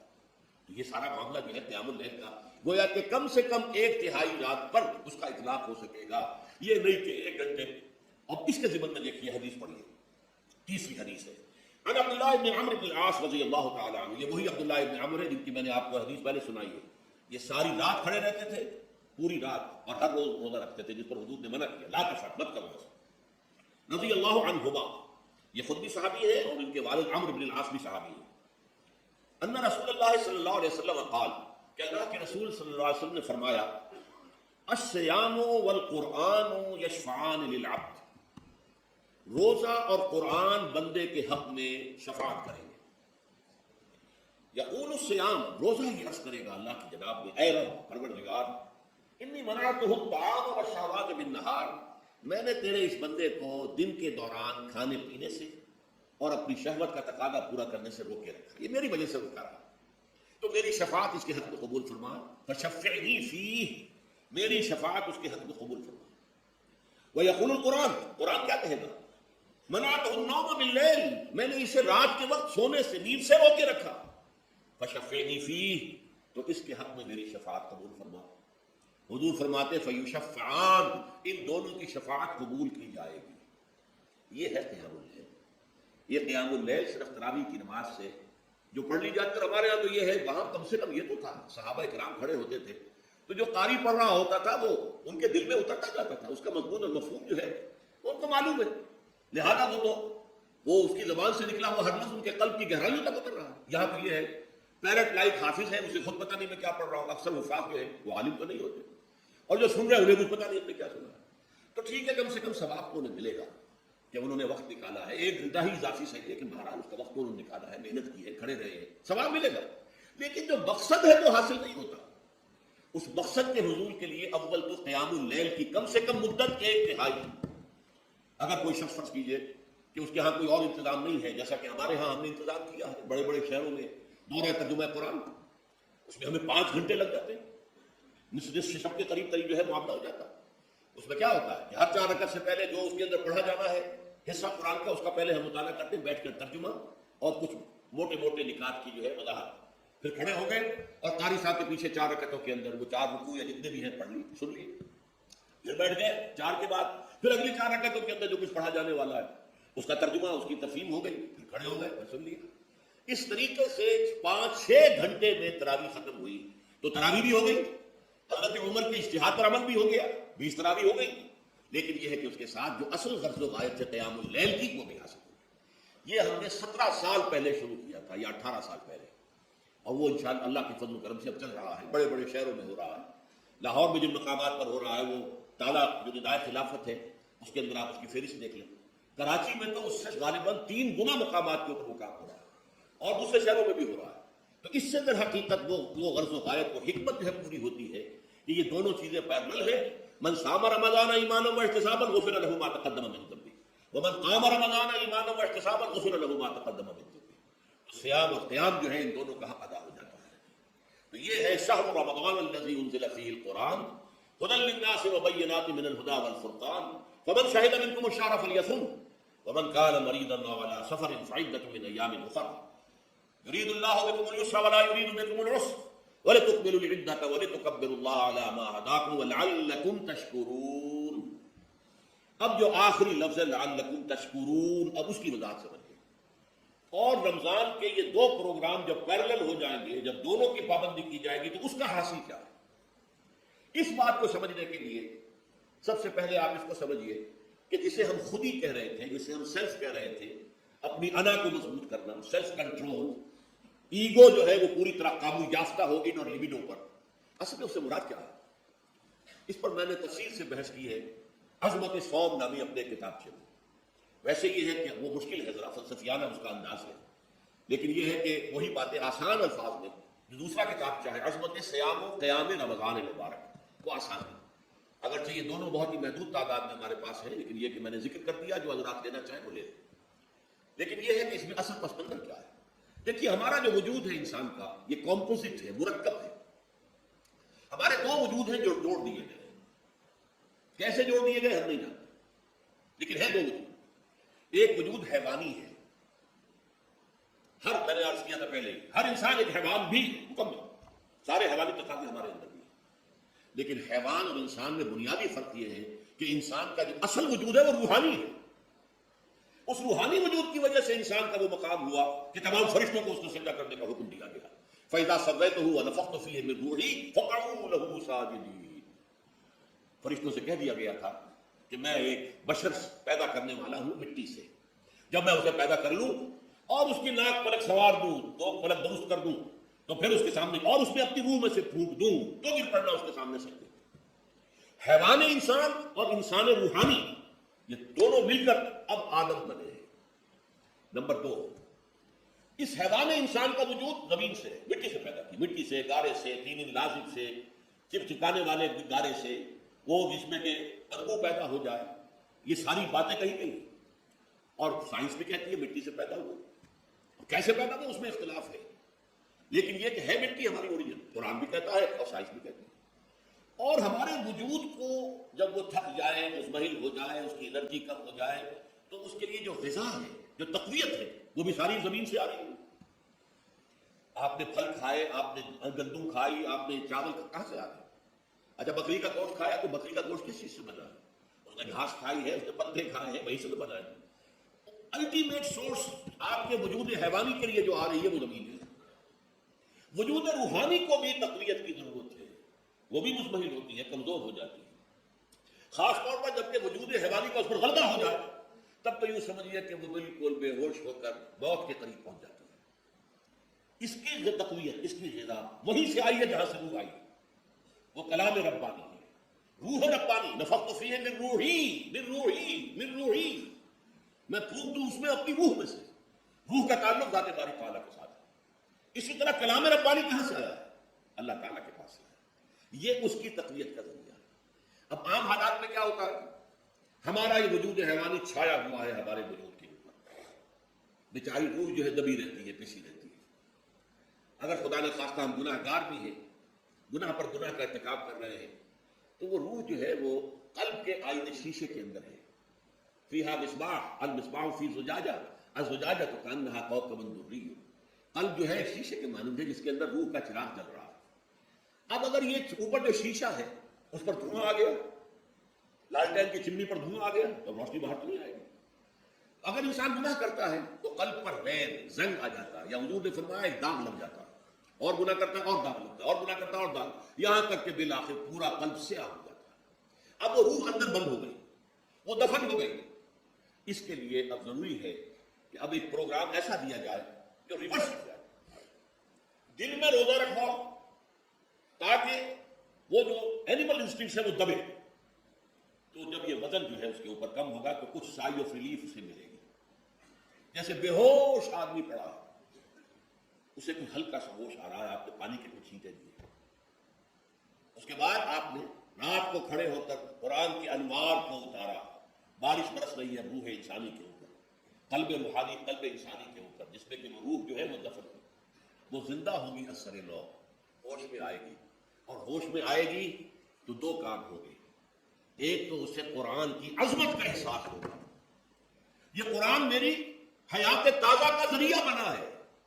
میں دب گئی تھی, میں پس گئی تھی, میں بے ہوش تھی, میں نیند مردہ تھی. اس قرآن کی بارش نے, یہ درشوں کو ہوا ہے مجھ پر, اس نے مجھے حیات تازہ عطا فرمائی. یہ جو قدر کا احساس ہوگا قرآن کا, لعلکم تشکرون, تاکہ تم قرآن کی عظمت سے واقف ہو. ایک انسان بھوک کی وجہ سے اس کا شوگر لیول اتنا گر گیا کہ بے ہوش پڑا ہوا. اب ظاہر بات ہے کہ آپ اسے کچھ پانی کے چھینٹے دیں گے تو کچھ ہوش میں آئے, پھر غذا دیں گے تو اب وہ پوری توانائی پر آئے گا, تو معلوم ہوگا اسے اس غذا کی کیا قدر و قیمت ہے. اگر آپ کو بھوک ہی نہیں لگتی تو غذا بے معنی ہے. پیاس ہی نہ لگے تو آپ کو کیا معلوم کہ اس پانی کے اندر کتنی بڑی عظمت ہے, کہ میرے لیے کتنا بڑا انعام و احسان ہے اللہ کا. وہ تو پیاس اور جان پر بنی ہوئی ہو, اور پیاس اس وقت آپ کو ایک گھونٹ پانی کی دے دے تو آپ کو معلوم ہوگا دنیا و مافیا سے بڑھ کر ایک گھونٹ پانی جو مجھے ملا ہے.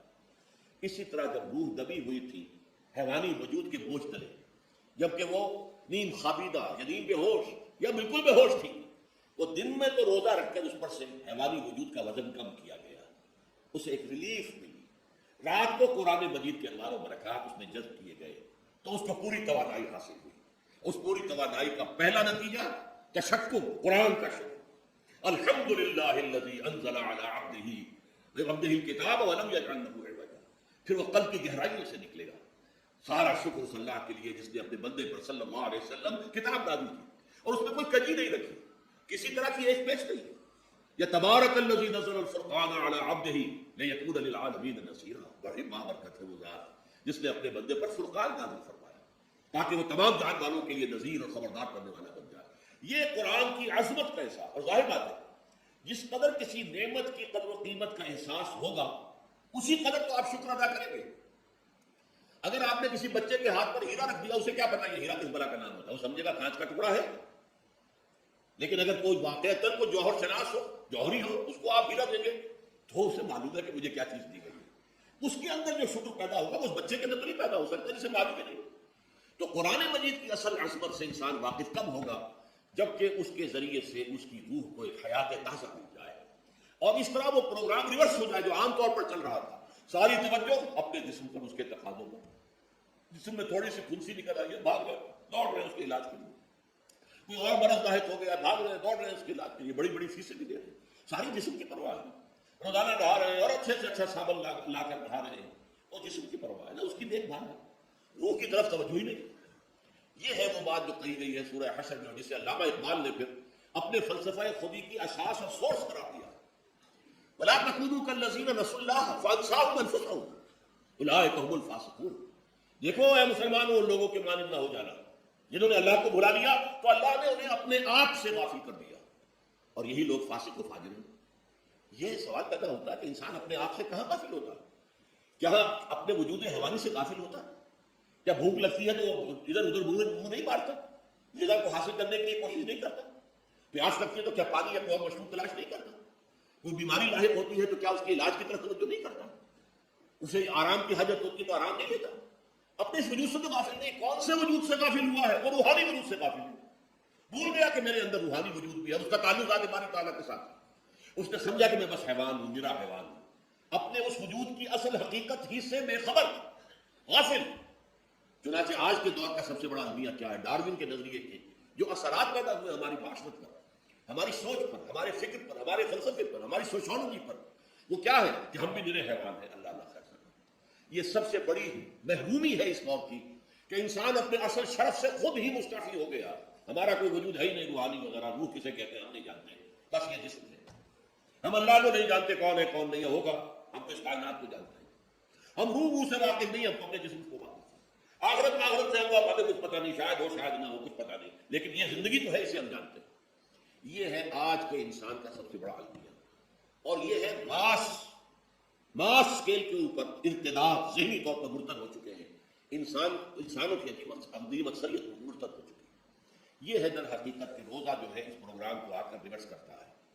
دن میں کھانے پینے، جنسی تقاضے پر پابندی، وہ وجود حیوانی کا وزن کچھ کم ہے، روح جو دبی ہوئی تھی یا سسک رہی تھی یا بے ہوش تھی یا نیند مردہ تھی، اسے کچھ ریلیف ملا۔ اب اس کے اوپر قرآن مجید کے تیرے ضمیر پہ جب تک نہ ہو نزول کتاب، گرہ بشاہد راضی نہ صاحب کشاف، ہمارے دلوں کے اوپر بارش ہو رہی ہے انوار قرآنی کی۔ وہ ظاہر بات ہے کہ بغیر سمجھے تو نہیں ہوگی بارش، وہ تو آپ کو سمجھ رہے ہوں گے تو بارش ہوگی، ورنہ تو یہ ہے کہ ٹھیک ہے میں پہلے بھی عرض کر چکا ہوں آپ کو ثواب تو ملے گا، لیکن یہ ہے کہ وہ اصل مقصد ہے قرآن کی عظمت کا قلب کی گہرائیوں سے اعتراف جو ہے، اور اس پر اللہ کا شکر تو ادا ہوگا لعلکم تشکرون، جبکہ قرآن مجید جو ہے آپ کے قلب کے اوپر نازل ہے، اس کا مفہوم نازل ہے۔ اچھا، اس کا دوسرا نتیجہ کیا نکلتا ہے؟ جب وہ روح جو ہے وہ ہوش میں آئے گی، اس کو حیات تازہ مل گئی، وہ اپنے اصل مرکز اور منبع اور سرچشمہ کی طرف جو ہے متوجہ ہوگی۔ عربی زبان کا ایک مقولہ ہے، کل شیء یرجع الی اصلہ، ہر شے اپنی اصل جڑ کی طرف جو ہے لوٹتی ہے۔ ہمارا وجود حیوانی زمین سے زمینی کی طرف لوٹتا ہے، یعنی مرنے کے بعد زمینی میں چلا جائے گا۔ اور نمبر دو، دنیا میں بھی زمینی خواہشات، زمینی تمنائیں، آرزوئیں وہ ہیں، وَلَٰكِنَّهُ أَخْلَدَ إِلَى الْأَرْضِ، جیسے کہ سورہ وہ کہا گیا ہے بلعام البعورہ کے بارے میں سورہ اعراف میں، تو زمین اسی کی طرف دھستا چلا گیا۔ ہماری روح کا منبع اور سرچشمہ ذات باری تعالیٰ ہے، وہ امر رب ہے، لہذا فوراً انسان اپنے رب کی طرف متوجہ ہوتا ہے۔ یہ اللہ کی طرف متوجہ ہو جانا اور پھر اس سے ہم کلام ہونا اور اس سے دعا کرنا، یہ ہے روزے کا اصل مقصد۔ جب صیام و قیام رمضان مبارک کا دوہرا پروگرام ہوگا تو روح انسانی یا انسان کا حیوانی وجود اپنے مرکز کی طرف مائل پرواز کا حسن، اس کو کہہ لیجیے اپنے مرکز کی طرف مائل پرواز ہے روح، ہر شے اپنی اصل کی طرف لوٹتی ہے، لہذا یہ اللہ کی طرف متوجہ ہوگی۔ یہ اللہ تعالیٰ کی طرف متوجہ ہونے کا معاملہ دنیا میں رہا ہے کہ لوگ کئی جنگلوں میں جا کر تپسیاں کر کے، غاروں میں بیٹھ کے، بڑی بڑی ریاضتیں کر کے کیا چاہتے تھے؟ مجھ کو ہے تیری جستجو، مجھ کو تیری تلاش ہے، خالق میرے کہاں ہے تو، مجھ کو تیری تلاش ہے۔ میں نے یہ نظم جو ہے تقریباً 6 سال جو ہے ہر روز صبح، ہمارا جو ہائی اسکول تھا اس میں جو صبح پریئر ہوتی تھی، لوگ سب جمع ہوتے تھے، پورا اسکول جو ہے اس کے تمام طلباء، تو یہ نظم جو ہے پڑھی جاتی تھی، مجھ کو ہے تیری جستجو، مجھ کو تیری تلاش ہے، خالق میرے کہاں ہے تو، مجھ کو تیری تلاش ہے۔ روح انسانی چاہتی ہے اللہ کا تقرب، اللہ کے قریب ہونا، اللہ سے رشتہ استوار کرنا۔ یہ وجود حیوانی حائل ہے اس کے راستوں، یہ حیات دنیاوی اس کے لیے پنجرا بن گئی ہے، اس روح کے لیے یہ ایک ادر حقیقت قید خانہ ہے، جیسے کہ حضور نے فرمایا کہ دنیا سجن المومن و جنت الکافر، مومن کے حق میں یہ دنیا قید خانہ ہے، اس کی روح جو ہے یہاں آ کر اس جسد حیوانی کے اندر جو ہے وہ دخل ہو گئی ہے، قید خانہ ہے، اس پنجرے میں بند ہو گئی۔ تو لیکن وہ کافر کے لیے یہی باغ و بہار ہے، یہی پر عیش کرتے ہیں، یہی پر بدے لوٹنے ہیں۔ تو اس سے در حقیقت ریلیف ملتا ہے تو انسان متوجہ ہوتا ہے اللہ کی طرف اور دعا کرتا ہے، اللہ سے ہم کلام ہوتا ہے۔ یہ ہے در حقیقت روزے اور رمضان کا جو دوسرا نتیجہ نکلتا ہے، بلترین نتیجہ ہے، اس کا ذکر ہے آیت نمبر 4۔ اور یہ کہ بہت سے لوگ ایسے ہیں جو قرآن مجید میں نظم کے بہت قائل ہیں، لیکن میں حیران ہوں کہ اس نظم کے اندر اس کے ربط اور رشتے کو وہ تلاش کرنے سے قاصر ہے۔ وَإِذَا سَأَلَكَ عِبَادِي عَنِّي فَإِنِّي قَرِيبٌ، جب روح بیدار ہو جائے گی، اسے حیات تازہ ملے گی، تو اے نبی میرے بندے جب آپ سے پوچھیں میرے بارے میں، وہ میرا تقرب چاہتے ہیں، میرا قرب چاہتے ہیں، وہ چاہتے ہیں مجھ سے ہم کلام ہو، وہ چاہتے ہیں کہ مجھے ان کے ساتھ، ان کو میرے ساتھ ایک نسبت مل جائے۔ وَإِذَا سَأَلَكَ عِبَادِي عَنِّي فَإِنِّي قَرِيبٌ، انہیں بتا دیجیے میں قریب ہی ہوں، میں دور نہیں ہوں.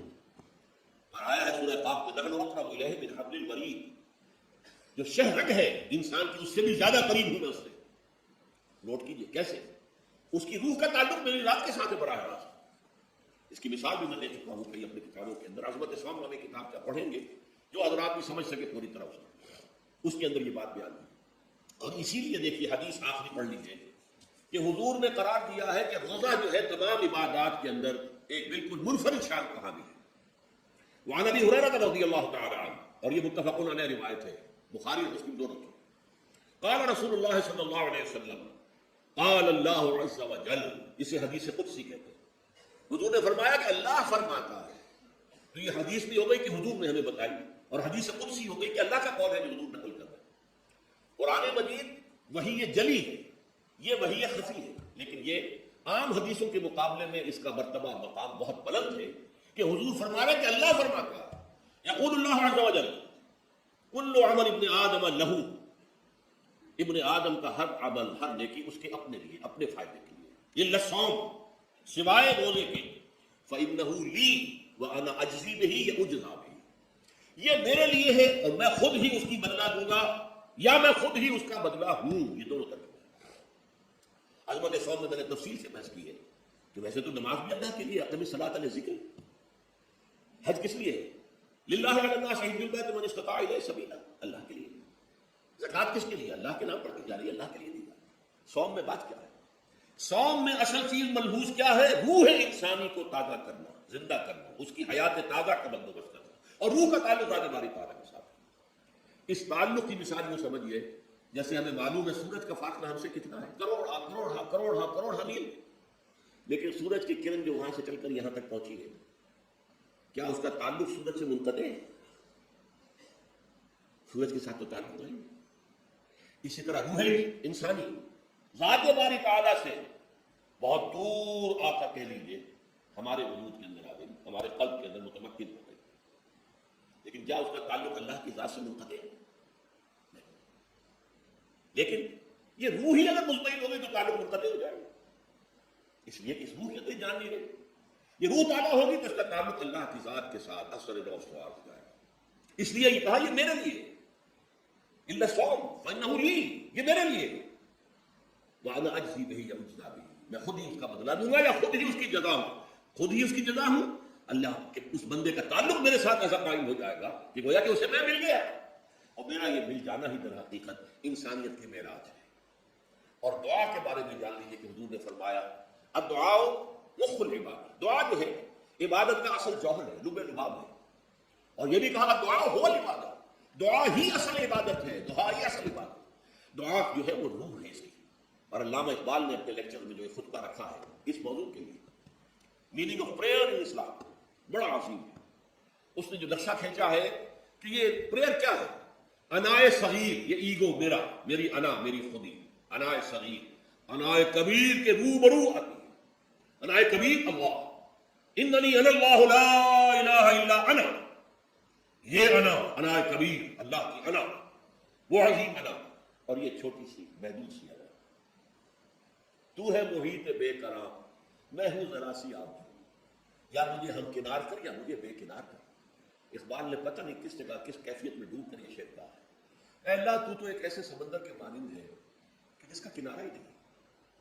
اب میں چھوٹی سی ایک پانی کی ایک چھوٹی سی ندی ہوں، آپ یوں ہوں چھوٹی سی. اب کیا شکل ہے؟ یا تو مجھے اپنے آپ میں ملا دے تاکہ میں بھی ناپیدا کنار ہو جاؤں. دریائے سندھ کا پانی جب سمندر میں گر جاتا تو سمندر بن جاتا، اور یا پھر مجھے بھی بے کنار کرتے، میری وجود کو بھی اتنی وسعت دے دے کہ کوئی کنارہ نہ رہے. اب یہ کیا اس نے سمجھا کیا کہا، لیکن میں نے وہی انائے کبیر انائے صغیر. ایک ہے نماز ہم پڑھ لیتے ہیں، آپ نے سارا پڑھ لیا، سارا تعدیل ارکان بھی کر لی، لیکن اگر آپ کا اللہ کے ساتھ ڈائریکٹ کمیونیکیشن اور ڈائریکٹ کمیونیکیشن قائم نہیں ہوا تو نماز، جس کو کہ کہا گیا کہ الصلاۃ معراج المومنین، جو قرب حضور کو حاصل ہوا معراج میں، وہ ایک بندہ مومن دنیا میں رہتے ہوئے حاصل کر سکتا ہے نماز میں. اگر اس کی روح جو ہے واقعی ہم کا نام ہو رہی ہو الحمدللہ رب العالمین الرحمن الرحیم مالک یوم الدین اہدنا الصراط المستقیم ایاک نعبد و ایاک، اگر ہم واقعی ایسے کہہ رہے ہوں کہ ہمیں احساس ہو کہ ہم اللہ کے حضور میں حاضر ہیں اور عرض کر رہے ہیں سجدہ کرے تو حدیث میں آتا ہے کہ ایسے محسوس ہو کہ گویا کہ میں نے اپنا سر اللہ کے قدموں میں رکھ دیا ہے. یہ ہے نماز. اب جو گفتگو ہو رہی ہے یہ ہم کلامی ہے. الصلاۃ معراج المومنین، اہل ایمان کے حق میں یہ نماز جو ہے یہ معراج کے درجے میں. لیکن یہ نماز کیسے نصیب ہوگی اگر وہ سوئی ہوئی ہے، دبی ہوئی ہے، پسی ہوئی ہے، مزمحل ہے یا مردہ ہے؟ یہ نماز کیسے حاصل ہوگی؟ چاہے آپ پانچوں وقت کی نماز پڑھ رہے ہو، چاہے آپ نے ہیبٹ بنا لیا ہو نماز کو، چاہے کچھ بھی ہو گیا ہو، لیکن یہ کہ جب تک کوئی روح بیدار نہ ہو، جب تک ہم کلامی نہ ہو. افلاق سے آتا ہے گالوں کا جواب آخر، اٹھتے ہیں حجاب آخر، کرتے ہیں خطاب آخر. جب تک یہ نہ ہو، جیسے کہ میں ایک حدیث قدسی انشاءاللہ آج سناؤں گا سورہ فاتحہ کی ضمن میں، کہ اللہ تعالیٰ کے سامنے جب کھڑا ہو کر انسان جب کہتا ہے انی وجہت وجہی للذی فطر السماوات والارض حنیفا، دائیں بائیں سے بالکل اپنا تعلق کاٹ کر میں نے اپنا رخ کر لیا ہے اس اللہ کی طرف جس نے آسمان اور زمین کو پیدا کیا. اب یہ توجہ وجہت، اگر یہ جو ہے چہرہ کعبے کر دیا خانہ کعبہ کی طرف، اندر سے ہماری روح متوجہ نہیں ہوئی، وہ سوئی پڑی، اسے پتہ ہی کچھ نہیں کہ کیا ہو رہا تھا، تو اس صورت میں وہ کیا ہے؟ ظاہری بات تو پوری ہو گئی، نماز کا ثواب ہو جائے گا، فرض کی ادائیگی کا ثواب مل جائے گا، لیکن وہ اصل نماز کو حاصل نہیں ہوگی. یہ ہے وہ بات کہ وَإِذَا سَأَلَكَ عِبَادِي عَنِّي فَإِنِّي قَرِيبٌ. اے نبی، جب میرے بندوں کی روحیں بیدار ہو جائیں، توانا ہو جائیں، حیات تازہ سے وہ ہم کنار ہو جائیں، اور پھر وہ میرے بارے میں پوچھیں، وہ میرا تقرب حاصل کرنا چاہتے ہیں، تو آپ سے پوچھیں تو کہیے میں قریب ہوں.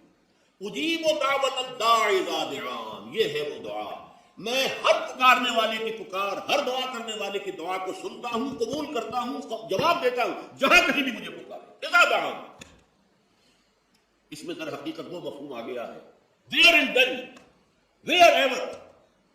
آپ اپنے گھر میں ہو کر پکارے اللہ کو، آپ اس پر لیٹے ہوئے پکارے اللہ کو. الذین یذکرون اللہ قیاما وقعودا وعلی جنوبہم، ہاں ٹھیک ہے، بعض مقامات بعض اوقات قبول دعا کے لیے زیادہ سازگار ہے، حرم میں جا کر دعا مانگی جائے، اور منا میں عرفات میں خاص طور پر، جبل رحمت پر خاص طور پر، ملتزم جو ہے کعبے کا اس پر خاص طور پر، وہ ایام بھی ہے خاص. لیکن یہ نہیں ہے کہ بقیہ دنوں میں آپ کے اور اللہ کے درمیان کو بڑا فاصلہ ہے. یہ سارا دنیا میں مشرکانہ نظاموں نے تصور پیدا کیا، اللہ تو دور ہے، دور ہے، دور ہے، دور ہے، پاک ہے، پاک ہے، پاک، تم نہ پاک ہو، نہ پاک ہو، نہ پاک ہو، اور تم تو بڑی پستی میں پڑے ہو، تم اللہ سے براہ راست ہم کلام نہیں ہو سکتے. کوئی درمیانی چاہیے، کوئی لنکس چاہیے، کوئی پجاری ہوگا، کوئی پروہت ہوگا، کوئی پنڈت ہوگا، کوئی پیر ہوگا، کوئی پادری ہوگا، کوئی پوپ ہوگا، اس کے ذریعے سے تم اللہ سے ہم کلام ہو، خود نہیں. اور جب ذریعے بیچ میں آ گئے تو ان کی مٹھی گرم کرو، ان کی چاپلوسی کرو، ان کو بھی جو ہے چادریں چڑھاؤ، ان کو نذرانے پیش کرو. یہ ہے بدترین ایکسپلائٹیشن جو مذہب کے ذریعے سے نوع انسانی کی ہوئی ہے. یہ دو ایکسپلائٹیشن دنیا میں ہوئی ہے تاریخ انسانی میں. ایک بادشاہوں کی طرف سے خراج دو ہمیں، محنت تم کرو گے کھیت میں، آدھا حصہ ہمارے پاس آئے گا، ہم ایش کریں گے، ہم اسٹینڈنگ آرمیز رکھیں گے تاکہ ذرا تم بغاوت کرو تو تمہارا سر کچل دیا جائے. یہ ایکسپلائٹیشن بدترین. مانگنے والا گدا ہے، صدقہ مانگے یا خراج. دوسری طرف ہم بادشاہ ہیں، ہم چندر بنسی سورج بنسی خاندان ہیں، ہم راجپوت ہیں، حکومت کرنا ہمارا حق ہے. اور یہ پنڈت پروہت جو ہے وہ بھی کہیں گے کہ ٹھیک ہے، نصف لی و نصف لک بہذا قوم جاہلون، یہ عوام جو ہے ان کا خون چوسو، ہمیں یہ نذرانے پیش کریں، بتوں کو آ کے چڑھائیں اور تمہیں خراج دیں اور ٹیکس دیں. They are to be exploited. اسلام نے آ کر دونوں کا خاتمہ کیا، کوئی ملوکیت نہیں. زکوٰۃ ہے تو غربا کے لیے، بادشاہ کے لیے نہیں ہے، یہ تو غربا کے لیے، لہذا کوئی ٹیکس نہیں. نمبر دو، اللہ سے ہم کلام ہونے کے لیے کسی دربان، کسی جو ہے پہرے دار کی مٹھی گرم کرنے کی ضرورت نہیں. جب چاہو ہم کلام ہوگا. دل کے آئینے میں ہے تصویر یار، جب ذرا گردن جھکائی دیکھ لی. یہ تو تم ہماری طرف متوجہ نہیں ہوتے، ہم تو ہر وقت کہتے ہیں، ہر شب کو آخری لمحات جو ہے، آخری جو گھنٹے ہیں رات کے، سماج دنیا تک ہم نزول فرما دیتے ہیں تمہارے لیے. اور پکارنے والا پکارتا ہے، حل من مستغفر فاغفر له، ہے کوئی استغفار کرنے والا کہ میں اسے بخش دوں. حل من سائل فاعطیہ، ہے کوئی مانگنے والا کہ میں اسے عطا کروں. تم ہی سوئے رہتے ہو، انڈا غفیر رہتے ہو، تمہیں ہماری طرف توجہ نہیں ہے. اگر ہماری طرف متوجہ ہو جاؤ تو جیسے کہ اقبال نے کہا کہ میرے لیے یہ دربان جو ہے پیران کلیسا کو کلیسا سے اٹھا دو، کیوں خالق و مخلوق میں حائل رہے پردے. اور یہ میں نے کئی مرتبہ بیان کیا ہے، ہمارے ہاں وہ پی جو جماعت بنی تھی ایک، اب اس میں 2 پی اور ایڈ ہو گئی، پی پھر وہ پیٹریٹ، اور اس سے اتنی پہلے پارلیمنٹرین کی پی آ گئی اور پھر پیٹریٹ کی آ گئی، 5 پی ہو گئی.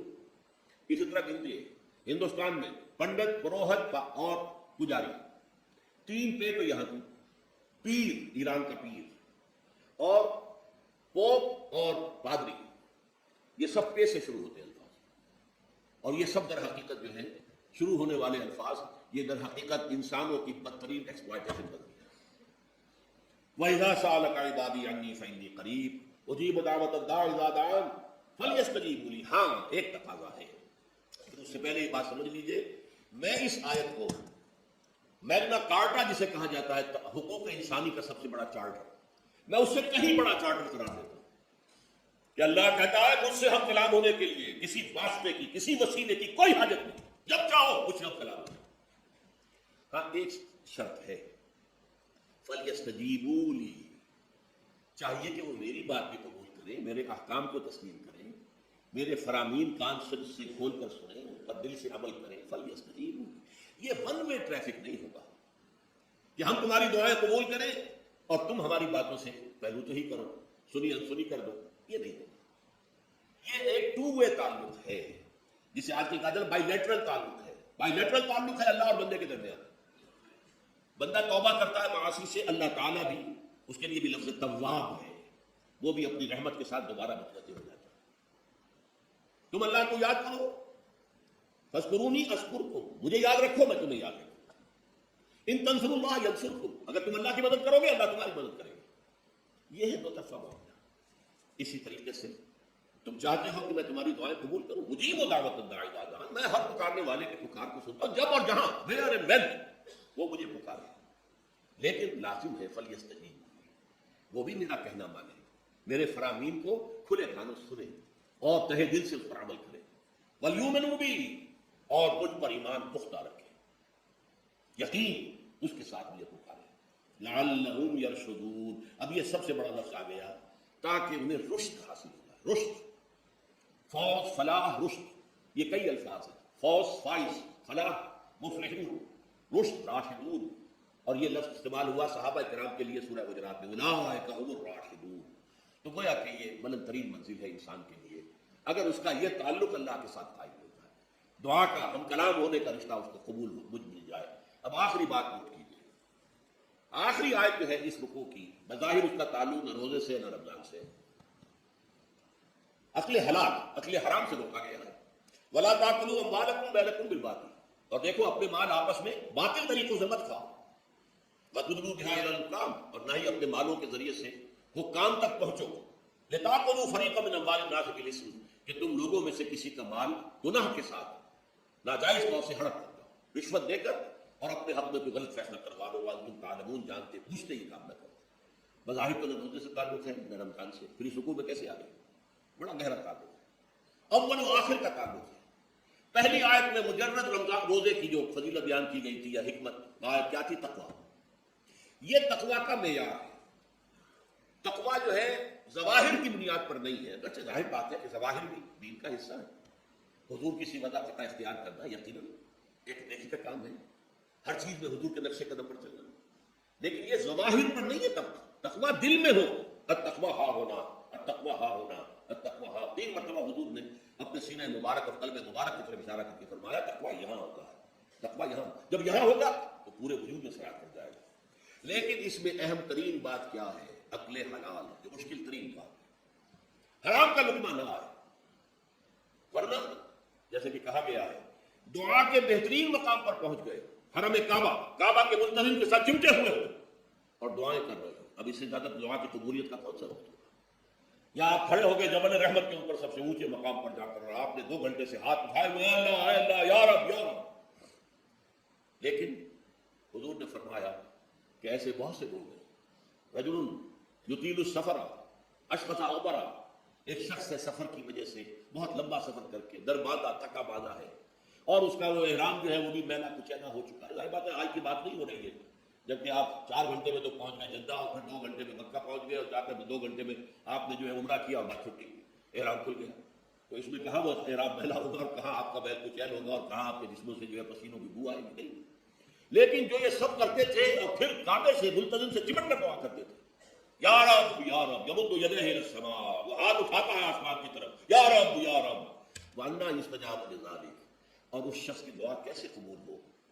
وَمَطْعَمُهُ حَرَامٌ، اس کے پیٹ میں جو غذا پڑی ہوئی ہے وہ حرام سے ہے، مَلْبَسُهُ حرام، اس کا لباس جو اسے پہنا ہوا ہے چاہے وہ احرام ہی ہے وہ حرام کے پیسے سے کمایا گیا، وَغُذِيَ بِالْحَرَامِ، اور اس کا پورا جسم جو ہے جس غذا سے یہ تر و تھوش تیار ہوا ہے وہ حرام ہے، ایسے آدمی کی دعا وہاں پہنچ کر بھی قبول نہیں ہوتی۔ لہذا تقویٰ کا اصل معیار اکل حلال، روزی حلال کی، اگر یہ نہیں ہے تو آپ نے متقیوں کی شکل بنا لی اور بہت ہی آپ نے اپنے ظاہر کو جو ہے بہت آراستہ پیراستہ کر لیا سنت رسول سے، لیکن اللہ کی نگاہوں میں اس کی کوئی قدر و قیمت نہیں ہوگی جب تک کہ آپ کا رزق حلال